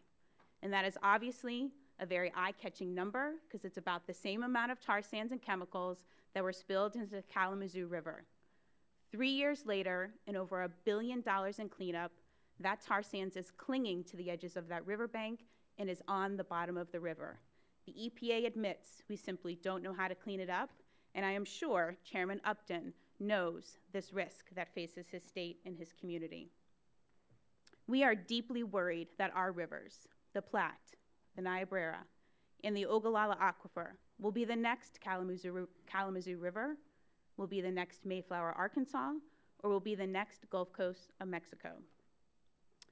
America's national interest is not served by a project that lines the pockets of the few, and I would say foreign, while risking the livelihoods and lives of many Americans. Our families live in rural America for a reason. We like our way of life. We can actually see the stars there. We can drink from the water directly from the aquifer. We gather by the river every year to see the annual migration of the sandhill cranes, which I proudly wear on my boots. The Department of Interior says that all of that is literally at risk with this project. When you know that this is an export pipeline, every one of you knows it. TransCanada knows it too. And you know that it's going to get refined by countries that you all say you hate, Saudi Arabia and Venezuela. And it's made with foreign steel. Wellspun knows that. This is not made in the USA steel. It's rolled and coated in Arkansas. When you know that, and you know that TransCanada threatens eminent domain from day one when talking with landowners, you should be ashamed of yourself for supporting this project. TransCanada is asking landowners to take on a lifetime of risk. And so we're asking you to intervene. We want you to see their massive lobby and PR campaign and all of the millions of dollars of lobby dollars as it is. And it's simply a Hail Mary pass. They are landlocked. They need to get their product to the export market. And when it does, it will open the floodgates to the tar sands pipelines, or, as the person who spoke before me, other pipeline companies will then not want to cross the border because they know that they'll be facing Nebraska ranchers and farmers. A risk to our agriculture production in Nebraska or other Midwestern states that rely on the aquifer can easily turn into a catastrophic economic risk. Last weekend, in a tiny town in Benedict, Nebraska, a group of landowners and concerned citizens like these two folks right here, we started to build a solar-powered barn with wind directly inside the route of the Keystone pipeline. With drills and hammers, with sturdy backs and a lot of will, we are building our own clean and reliable energy. And the fact of the matter is that little barn, that little clean energy project will put more energy on Nebraska's power grid than the TransCanada Keystone pipeline ever will. And so we ask you to stand with us, farmers and ranchers, stand against eminent domain, stand against foreign oil, and help us get this pipeline denied. Thank you. Thank you, Mr. Swift. You are now recognized for 5 minutes. Thank you, Chairman Terry, Ranking Member Sarbanes, and members of the subcommittee. Thank you for today's opportunity to testify on the economic and environmental issues associated with the Keystone XL tar sands pipeline. My name is Anthony Swift. I'm a policy analyst for the Natural Resources Defense Council. NRDC is a national nonprofit organization dedicated to protecting public health and the environment. When TransCanada first proposed to build Keystone XL, the controversial project generated public outcry for good reason. The proposed pipeline would have transported 830,000 barrels of tar sands crude, the dirtiest, most carbon-intensive crude in the world, across America's farms, communities, and through some of the nation's most sensitive water resources. The intervening years of public scrutiny and environmental review have only bolstered the argument that the Keystone XL tar sands pipeline is not in the nation's interest and should be rejected. In the period since TransCanada filed its initial application, we've learned through tragic experience of the dangers of tar sand spills. In spills in Kalamazoo, Michigan, and Mayflower, Arkansas, we've seen communities destroyed and learned that tar sands is far more difficult to contain and clean than conventional crude. We watched as TransCanada put two new pipelines, Keystone 1 and Bison, into service. Both had special safety conditions, and yet, in its first year, Keystone 1 spilled 14 times and had to be shut down by federal regulators, while the Bison pipeline exploded. We've learned that the Keystone XL's supporters have dramatically exaggerated many of the benefits of this project. We were told that Keystone XL was critical to U.S. energy security. We now know that over half of the tar sands from Keystone XL will be exported after it is refined in the Gulf. Rather than a pipeline to the United States, Keystone XL is an export pipeline through it. While supporters of the pipeline continue to pitch the project as a national jobs creator, the reality is quite different. The State Department's review indicates that the construction of Keystone XL has a job creation potential on par with building a shopping mall. and it will support far fewer jobs after it's built. In fact, it will employ just 50 permanent workers in both the United States and Canada after construction. That's simply not the national jobs plan that its boosters claim. And we've seen climate change imposing increasing costs on the American people. We just finished last year the hottest year on record across the continental United States. We spent over $140 billion to cover crop losses. We saw wildfires that burned 9.3 million acres of our forests and fields, and witnessed storms like Hurricane Sandy, which left 130 Americans dead, do more than $80 billion of damage. Climate-related spending by the government cost the average American taxpayer $1,100 last year alone. We've long known that tar sands is incredibly carbon-intensive to produce. Not only are the well-to-tank emissions from gasoline produced from tar sands over 80% higher than that from conventional crude, we now know that a barrel of tar sands produces greater quantities of carbon-intensive byproducts like petroleum coke. Replacing conventional crude at the Gulf with tar sands from Keystone XL would generate annual emissions equivalent to those of over 5 million vehicles. To put that in perspective, Americans would have to drive 60 billion fewer miles every year to make up for the increased carbon emissions from Keystone XL. We also learned that Keystone XL is the linchpin for the tar sands industry's expansion plans. Goldman Sachs, Standard & Poor's, and other market observers have noted that the current pace of tar sands expansion cannot continue if Keystone XL is rejected. We've heard confirming evidence of that today. The efforts of Keystone XL supporters to secure the approval underline the importance of this tar sands of this pipeline to the tar sands industry's expansion plan and the carbon emissions associated with that plan. Even in the unlikely scenario that every other proposed tar sands transportation project moved ahead, the tar sands industry would still not have sufficient transport capacity to meet its expansion plans without Keystone XL. There is simply no credible way to divorce Keystone XL with the tar sands expansion and the carbon pollution associated with it. There is a better path forward, one which involves expanding a clean economy that already puts millions of Americans to work today. In recent years, we've watched clean energy become one of the fastest growing sectors in the U.S. economy, creating hundreds of thousands of jobs in the process.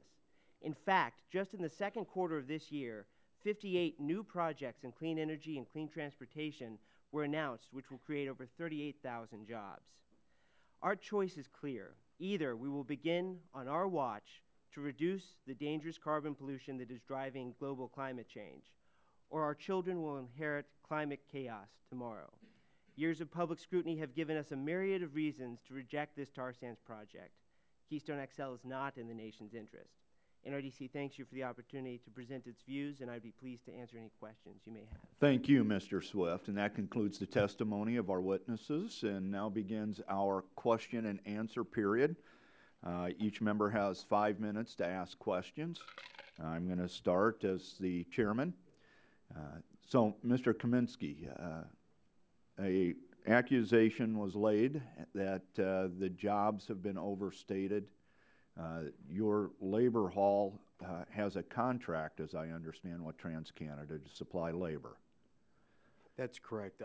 We constructed the first Keystone line with TransCanada. TransCanada was a great partner. They wanted the best workers building that pipeline. That's why we believe they signed the project labor agreement to ensure union members were put to work. I find it quite amusing that all these studies that have so-called taken place about jobs numbers, no one has ever contacted me about a survey or a study on how many jobs were created on the first Keystone line, nor on the second one. These ideas that these are temporary jobs. Every job in construction is temporary. We construct wind turbines, we construct ethanol plants, biodiesel plants, and we build those wind turbines. We can build 120 wind turbines in about a quarter of the time that we would build this pipeline. So to say that because it's an alternative source of energy or type of energy, it's not a temporary job is just pretty funny to me. I appreciate that, Mr. Houston. You had testified that there was a positive economic impact from the employees and from property taxes generated from the pipeline. Was there a decrease in tax revenues during the construction of the pipeline? And just the opposite for us. We, when I mentioned the industrial road around our industrial park, that $1 million is coming from those tax dollars that are coming in from Stanton County and from the pipeline and the pumping stations in those areas. It's money that's coming in that's paying for those roads. It's allowing us to grow our community. and so they're paying taxes. Yes. And during the time of the construction, there was not was there an increase in tax revenues or a decrease? A dramatic increase. When you look at where the national economy was, you know, at the height of the Great Recession in the summer of 2009, to have 750 additional workers who are away from home that are out there, you know, working hard day in and day out in these 12 and 14-hour days building the pipeline, they all spend their money in our community and all the neighboring communities. It had an economic impact of more than $10 million, and that's a very conservative number. Even from trying to accommodate that many people in a rural community. I mean, we had people that in a 2-week time period built additional RV parks, working literally 27 or 24 hours a day around the clock to build RV parks just so people would have a place to live during that time period. Because in a rural community of 25,000, you don't have 750 extra apartments or homes available when people move into the area.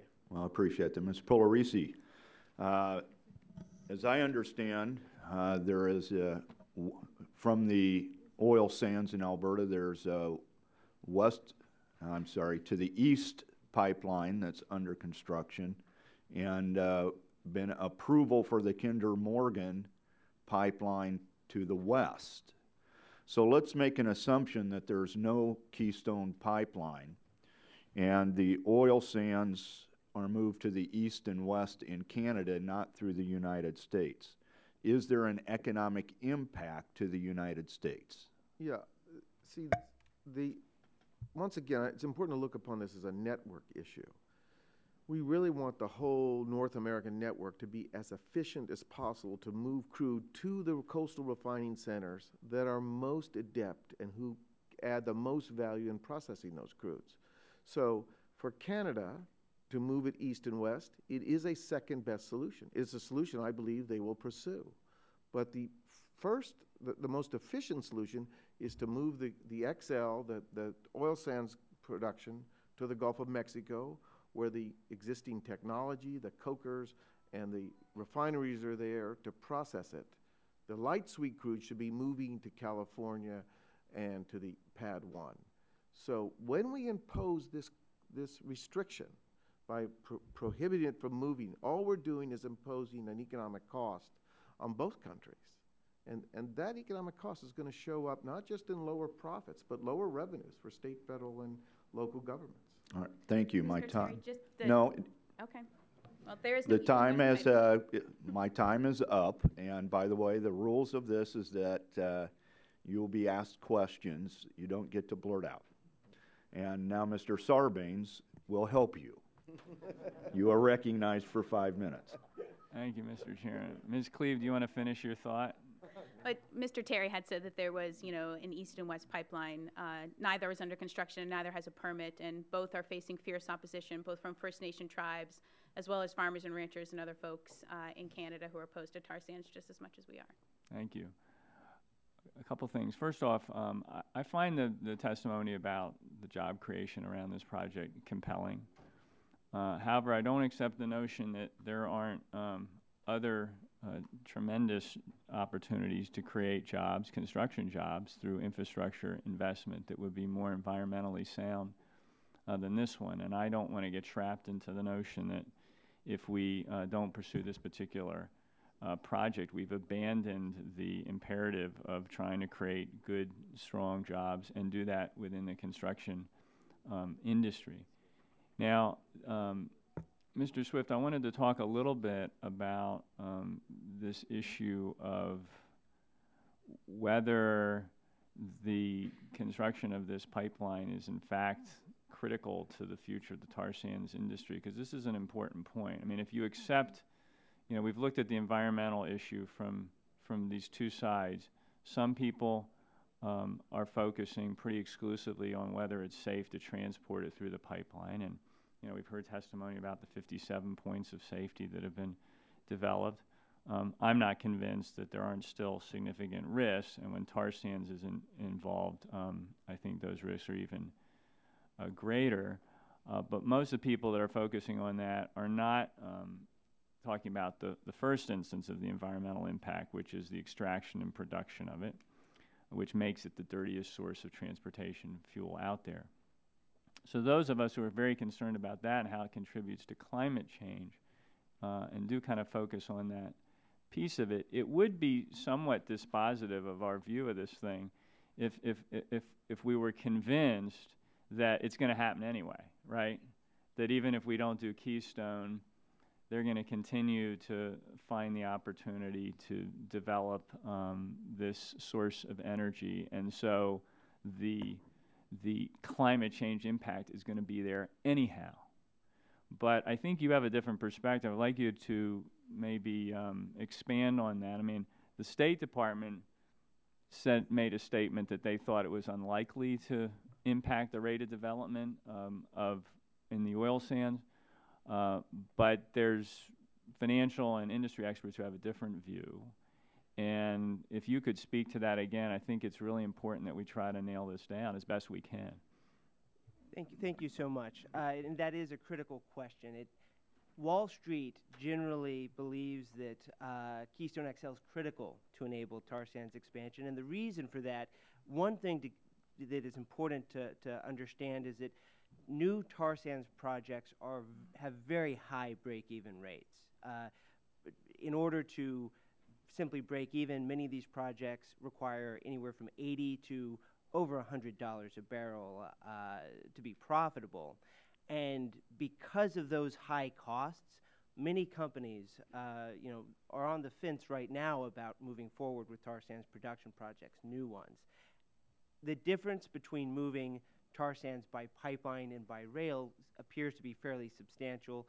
Pipelines offer the cheapest transportation option for companies to move tar sands, from northern Alberta to the Gulf, and it's becoming relatively clear that many new projects are at a critical juncture as far as their profitability, and without a clear indication that numerous new pipelines are going to be moved forward with, they're not going to pull the trigger on that production. And this is an opinion that's shared by groups like Goldman Sachs as well. So the folks that are really invested in identifying which way production is going to go and what the impact of the Keystone XL decision will be on tar sands expansion indicate that the decision to permit the pipeline would enable significant tar sands expansion. Well, I appreciate that. I mean, those of us who are very focused on the climate change impact of a project like this need to understand that if this project doesn't go forward, it really could have a significant impact in reducing those CO2 emissions. And we've heard a lot of statistics, comparative statistics, about how large that impact would be. So I appreciate your testimony. I thank the panel. Thank you, Mr. Sarbanes. And now we recognize the Vice Chairman of the subcommittee, Mr. Lance. You are recognized. Thank you very much, Mr. Chairman, and good morning to you all. Not to make a decision is, in effect, making a decision. And I've been listening to the testimony, and I respect the testimony of all of those on the panel. However, it is my position that a decision should be rendered by the administration, yea or nay, and then we in Congress can react to that once that occurs. To each member of the panel, do you believe the administration should render a decision, and when do you believe the administration should render a decision? I believe the decision should have been rendered years ago, not today. But, you know, every day we wait, it's costing us jobs. You favor a decision today? Yes. I can give you one quick example. There is a 55,000-ton order that TransCanada is going to build in Canada and needing pipe. And I just came to the understanding, and that would be 3 months' work for my employees, that they are going to use pipe from KXL to build that project and not produce new pipe for that. Thank you. Yes, it is past due, and there is, contrary to what Jane said, an existing pipeline that they'll be reversing from the oil sands to go to the East Coast that is under consideration right now with the government's full backing. Thank you. Permit. Mr. Heston. My answer, yes, and my time frame would be yesterday. So that means, by definition, today. Yes. I believe that in our organization, like I said, we care deeply about the environment. I believe that the process does have to take time. Do I think 5 years is too long? I do.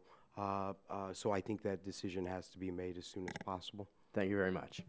Yes, it should be made immediately. Yes. Ms. Cleet. I stand with the president, as he said, when all the proper studies are done, including a worst-case scenario spill on our water. And what would your time frame be?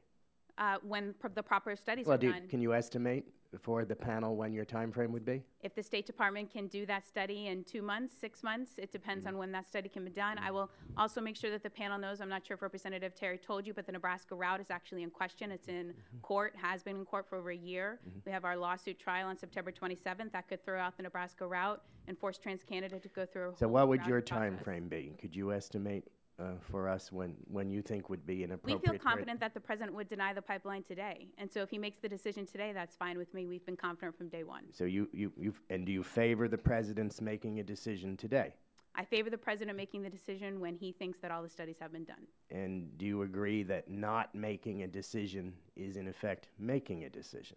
I think by him waiting until all the studies are in has provided the evidence that we need to prove that this pipeline is not in our national interest. And do you believe 5 years is too long?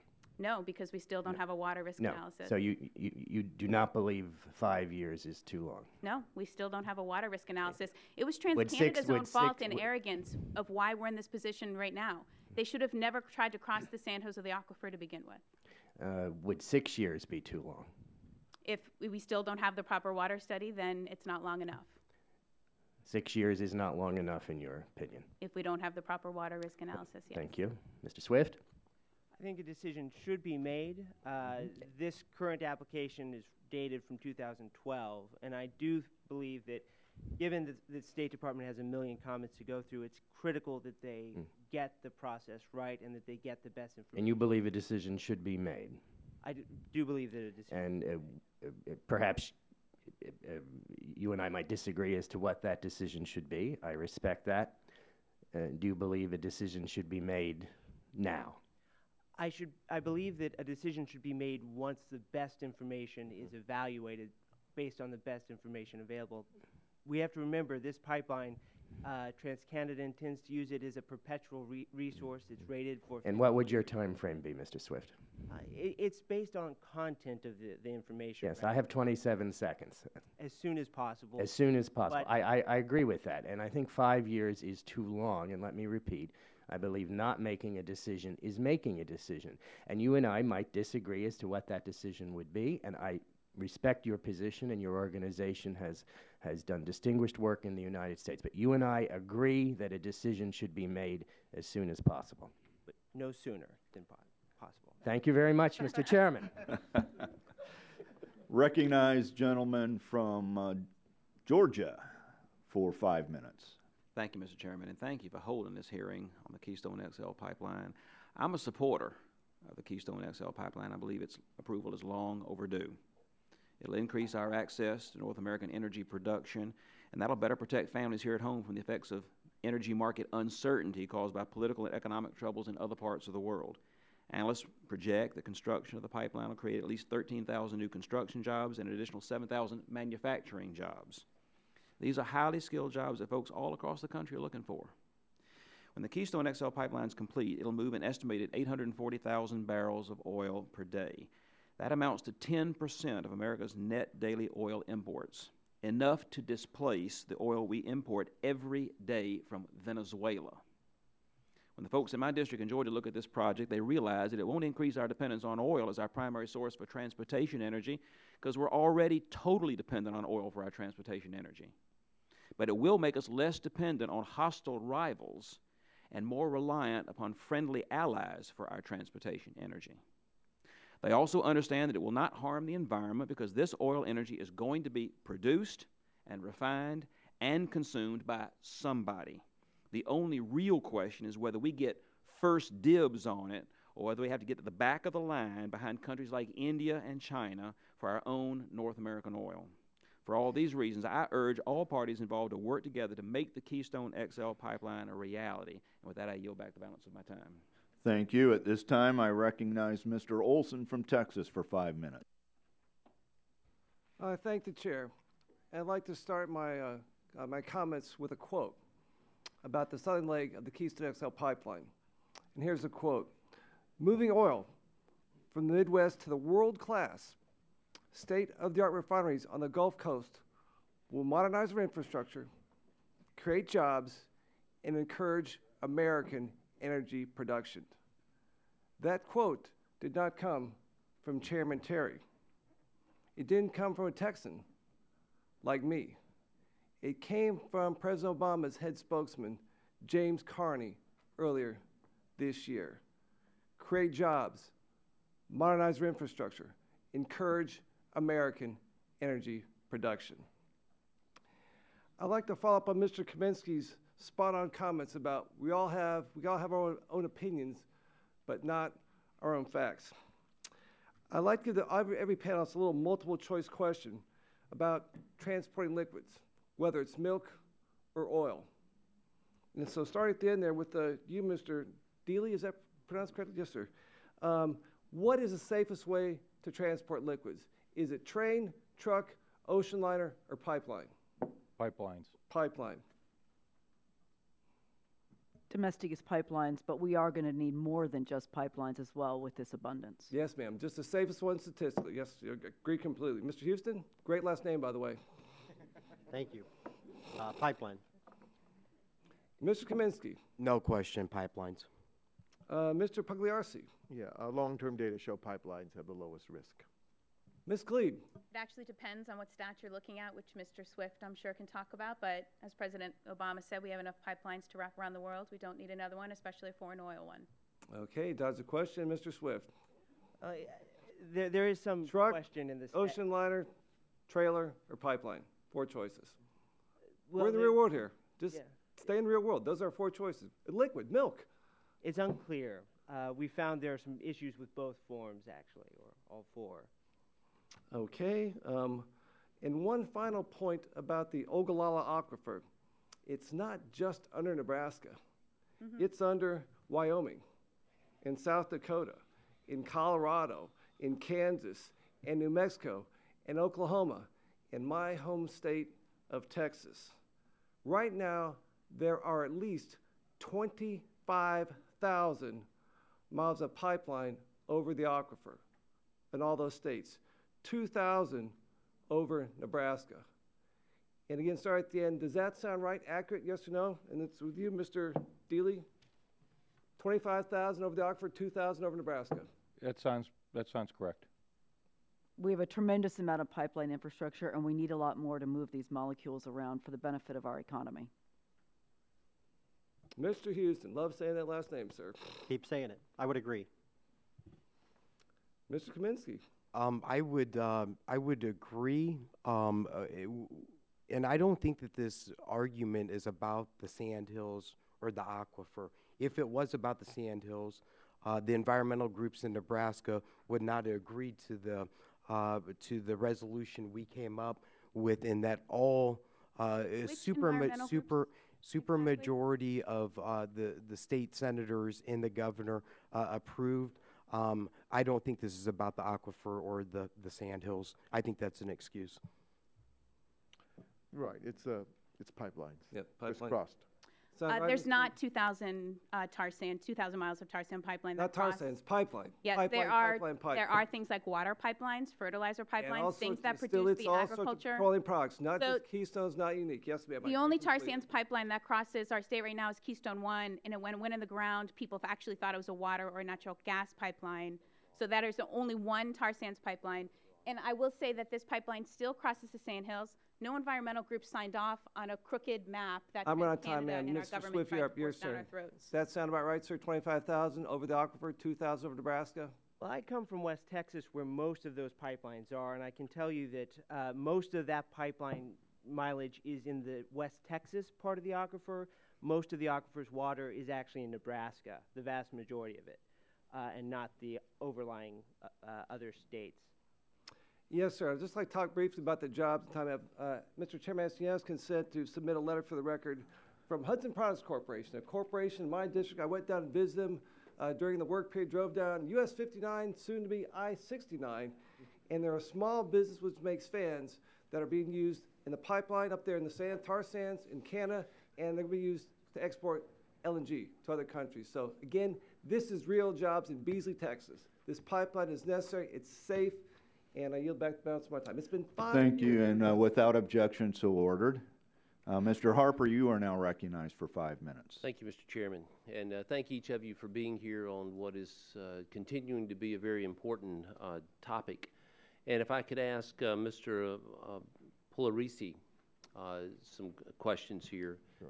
You know, as has been stated, much of the Canadian crude is now being transported by truck or rail and barge. So what would you say to folks as to why we need the pipeline? So once again, we have this problem.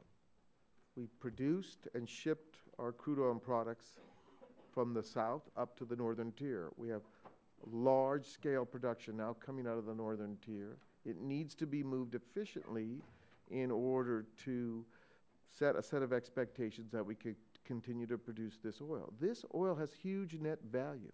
This is something I don't think people really understand. You can say you don't want to build Keystone XL. You can say you don't want to drill offshore, but you can't say it's free. We're going to give up that value.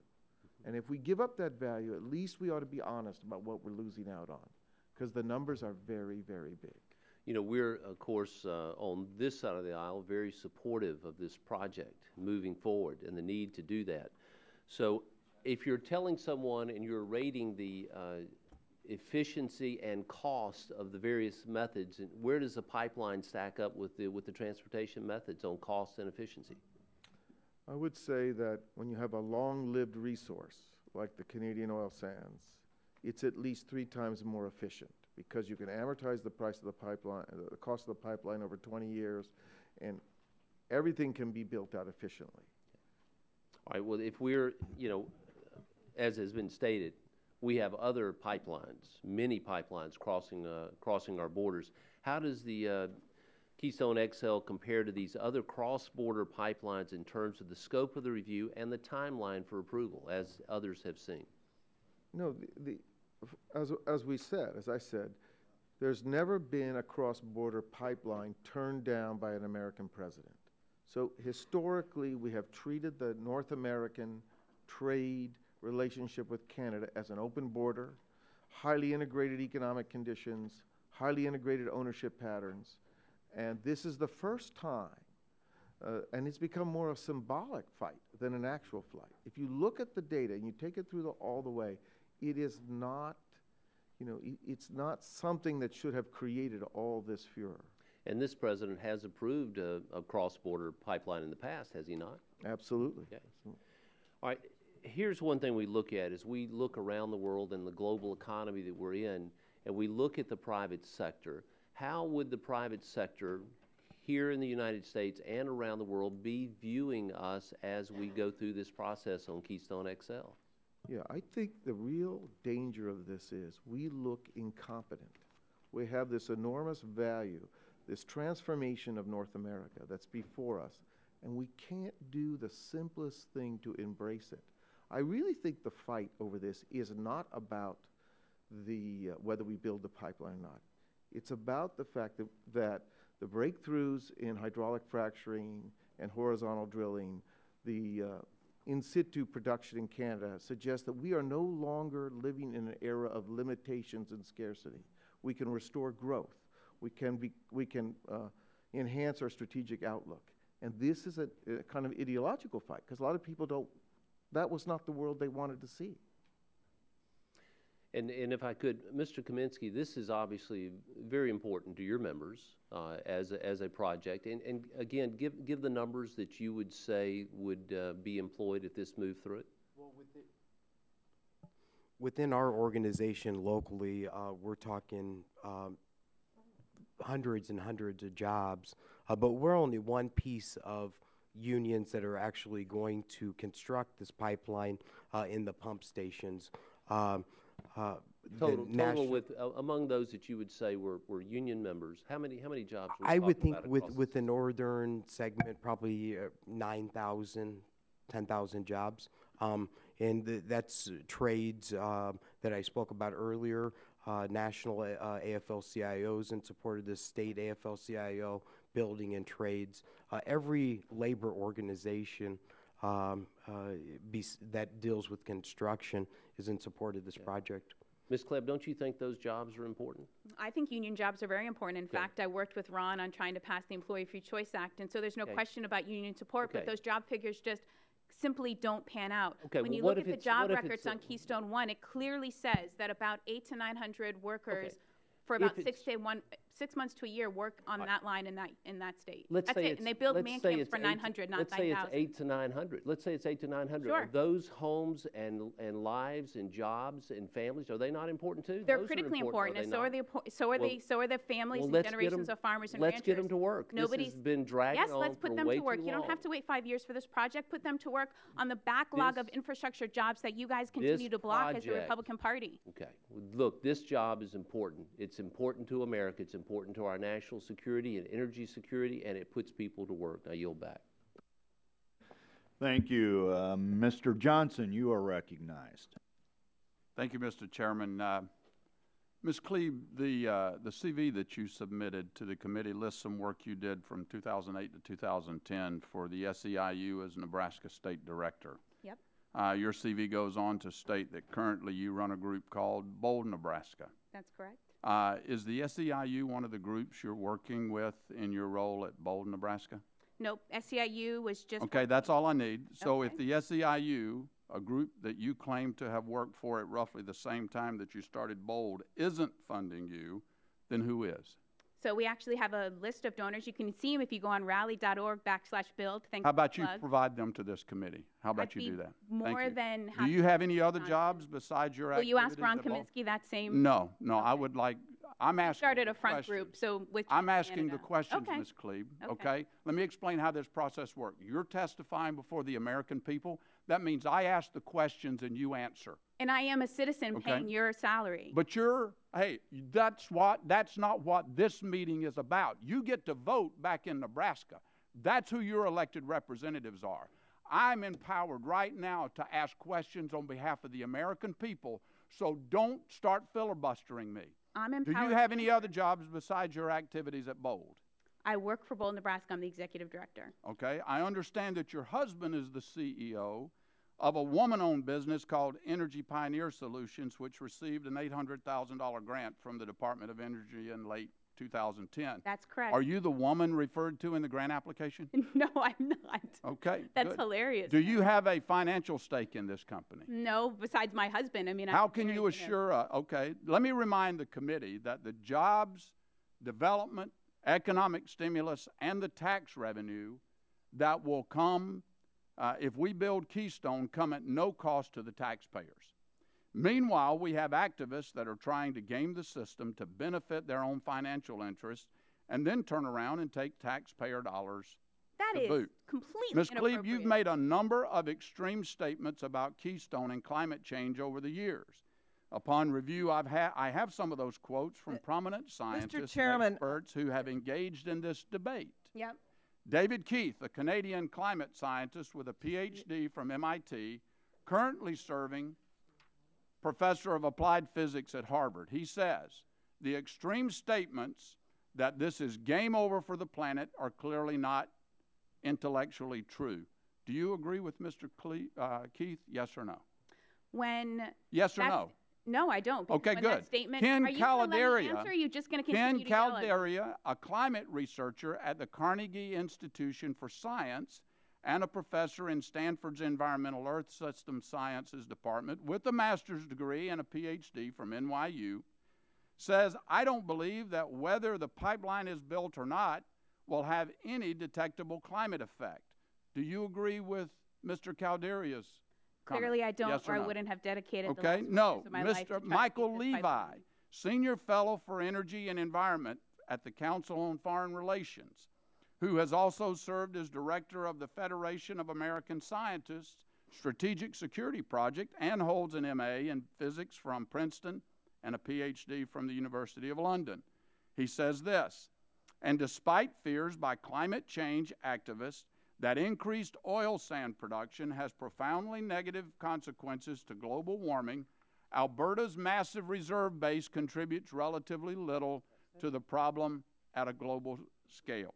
Do you agree with Mr. Levi? Yes or no? I agree. Do you agree with fighting. Mr. Levi? I I'm not agree. interested in the picture that you Well, got there. I'm interested in you These are the answering my generations question. that we're fighting for, and you're Mr. continuing. Chairman, would you instruct her to answer the question? I'll instruct both. Give her a little bit of time. No, I don't agree with any of your questions. Ms. Jane Clubb, I'm all right. Continue with your questions. Now I'll quote from President Obama's own State Department from its draft 2013 assessment, which found that Canada will develop its oil sands with or without the project. Approval or denial of the proposed project is unlikely to have a substantial impact on the rate of development in the oil sands or on the amount of heavy crude oil refined in the Gulf Coast area. Do you agree with the President's administration, specifically the Department of State? Yes or no?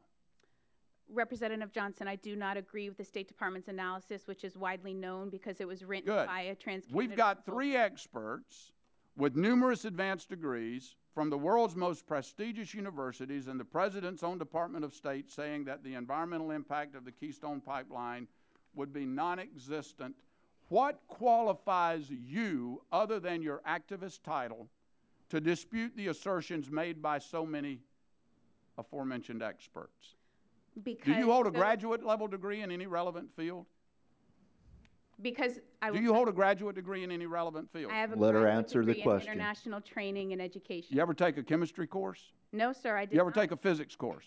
Have you ever worked on a farm or a Have you, ranch? oh, absolutely. I'm a 2-wheel wagon rut mule farmer. All You right. hear my mule story? Your time has expired for both. And now we have the ranking member, Ms. Jankowski, who has 5 minutes. Mr. Chairman, when I attempted to intervene in what I believe was an inappropriate harangue, which included suggesting that people, including I guess Ms. Klebe, oh he's gone now, that somehow that she brought it on herself. I would like to say that in this committee, I would hope that we treat witnesses who have come here a bit better than that, and nobody deserves to be harangued in the manner that she was, and I take great exception. And what I'd like to do right now is give Ms. Klebe an opportunity to respond in any way you would like to the questions to which you were not given appropriate time to answer. Thank you, Representative. I mean, I'm quite certain that even Representative Terry would know that I am in this fight for very clear reasons. My husband's family homesteaded in the Sandhills. We have a long line of ranchers and farmers in our family. There's one reason why we're fighting this pipeline, and it's because we don't believe that American farmers and ranchers should have to take on the risks of a foreign tar sands export pipeline. It's pretty simple, and people can kind of log, and he's not even here to look at me in the eye to continue. I guess he didn't have the courage to stand here and wouldn't allow me to fully answer. So I am willing to debate anyone, anytime on this pipeline. I don't have to have a chemistry degree to know that this pipeline is all risk and no reward. It's simply that easy. And let me just say too, The pipeline itself, we can argue about jobs or whatever, but the issue of unleashing the dirtiest source of energy, the tar sands in Canada, is a dangerous and unnecessary way, in my view, to proceed right now. I don't think that this is, and I've talked to my friends in labor and made it very clear, there are a lot of jobs fixing pipes right now that need to be done. We see one after another of leaks that are erupting. I support that. We need to do infrastructure. Those are real jobs. Those are real jobs. But you know, I'm not saying these pipeline jobs aren't, but to do something that I think not even in the long run, but in the short run, exacerbates what many of my colleagues on the other side of the aisle want to simply deny, that climate change is real and detrimental and that we are contributing to it. I wondered, Mr. Swift, as one of our other witnesses, I wondered if you wanted to contribute to this. Well, and I would just add, with regard to the importance of tar sands as a emitter of carbon, the increasing emissions from tar sands are why Canada is on track to miss its climate obligations, its 2020 climate obligations. Well, and it also withdrew from the Kyoto Treaty, right? That's exactly right. They withdrew in 2011 from Kyoto. They committed to reduce their carbon emissions by 17% in 2020, and almost entirely because of increasing tar sands emissions, they're going to miss that goal by quite a bit. And beyond 2020, the plans to triple tar sands production from 2010 to 2030 would have a very large impact on carbon. Well, could you comment on whether or not this is going to happen anyway? My understanding, if the United States does not agree to this, that this is not necessarily going to happen anyway. That's exactly right, and that is why industry is so committed, the tar sands industry is so committed to try to get this pipeline through, because it is a lifeline to their expansion plans. Even if every other transportation project went through that they proposed, they wouldn't have enough transport potential to supply their expansion plans, and most of those other projects have serious issues. Most of them are not going to go through. Keystone XL is one of the largest and the most immediate project available to them. A rejection of Keystone XL would send a significant signal to the investment community that tar sands are simply too carbon intensive. There is no social license for developing them. They're too high cost to put money into. Well, I want to thank you for that. You know, rather than spending its time trying to defund and stop any kind of clean energy project whatsoever in this country, which is a fact time after time after time on the other side of the aisle, I have suggested and will suggest again that my friends on the Republican side of the aisle ought to get their heads out of the tar sands. Thank you. Now recognize gentleman from Missouri, Mr. Long, for 5 minutes. Thank you, Mr. Chairman. I appreciate that introduction. I want to thank you all for being here today, number one. And Ms. Klebe, you have had a lot of questions asked of you today, and you'd be what I call fairly combative. And I'll give you a little tip on dealing with me. If you don't want to answer my questions, just get really, really loud and really, really animated, because the louder you get, the more I'm going to lower my voice, and pretty soon I won't be talking at all. So, okay. Do you know the average age, Ms. Klebe, of those pipelines that we have enough of to wrap around the world that President Obama referred to? Yes, and my mom would call it assertive or independent. But we have an aging pipeline infrastructure. PHMSA has talked about this. Actually, more recently, they talked about how they actually don't have enough staff to really be monitoring the pipelines in a safe manner, and that they wish that more states like Nebraska would actually take on a state review process. You're going into a lot of detail. I've only got 5 minutes. I'm just asking about, do you know the average age of them? I think it's somewhere between 40 and 50, if I'm correct. Okay. common sense would dictate to me, because that's kind of what I've been saying out there when I'm talking about Keystone XL, but common sense would dictate to me that pipelines that are 40, 50, 60, some 70 years old and better would probably not be nearly as safe as a new state-of-the-art pipeline that we could build today. You have, Ms. Klebe, what did you say your mom said it's assertive? Yes, independent, assertive, yes. I was going to say that you have attacked people, but I'm going to change it. I want to say that you have been assertive with people, as your mother would say, who support Keystone XL as extreme, reckless, desperate. Those three things come to mind, and I'm not here to judge your opinion, but given those remarks, which are out there in the public domain, I want to put them in a little bit of context. So let's look at a record of the Democrat-controlled United States Senate. We have people such as, this is the one time that Keystone XL was voted on. We was allowed to vote. It passed 62 to 37, 17 Democrats voting in favor. One of the, which I'm assuming either Senator Chris Coons was extreme, reckless, or desperate. I'll let you pick which one of those he was, but he's a Democrat from Delaware and someone with a lifetime voting record of 96% with the League of Conservation Voters, which I'm sure you're well aware of, is a pretty liberal environmental group. He voted for it. Senator Carper, Democrat from Delaware with a lifetime League of Conservation Voters rating of 80%, voted for Keystone XL. Senator Michael Bennett, Democrat from Colorado with a League of Conservation Voters lifetime rating of 90%, voted for Keystone XL. Senator Bob Casey, a Democrat from Pennsylvania with a lifetime League of Conservation Voters record of 93%, voted for Keystone XL. Senator Kay Hagan, lifetime League of Conservation Voters 84%, voted yes. And Senator John Tester, Democrat from Montana, with an 84% record with the League of Conservation Voters. So again, being one of the most liberal environmental groups, if they think these senators are just great most of the time on most issues, are you really calling them reckless, extreme, and desperate? I think that the vote was wrong, and honestly, the only folks that I care about and take direction from are the farmers and ranchers in our state on this particular project. And so I'll take that as a yes. You are calling those Democrat senators. Well, I never said that, Mr. Long, but if you want to put words in my mouth, feel free. I'm not trying to put words in your mouth. I'm just saying that I said their vote was wrong.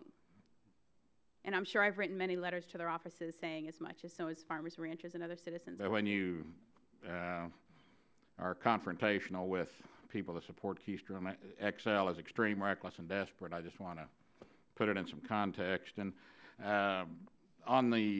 it was brought up and you laughed it off, but just for the record, in your husband's women-owned business, who is that woman?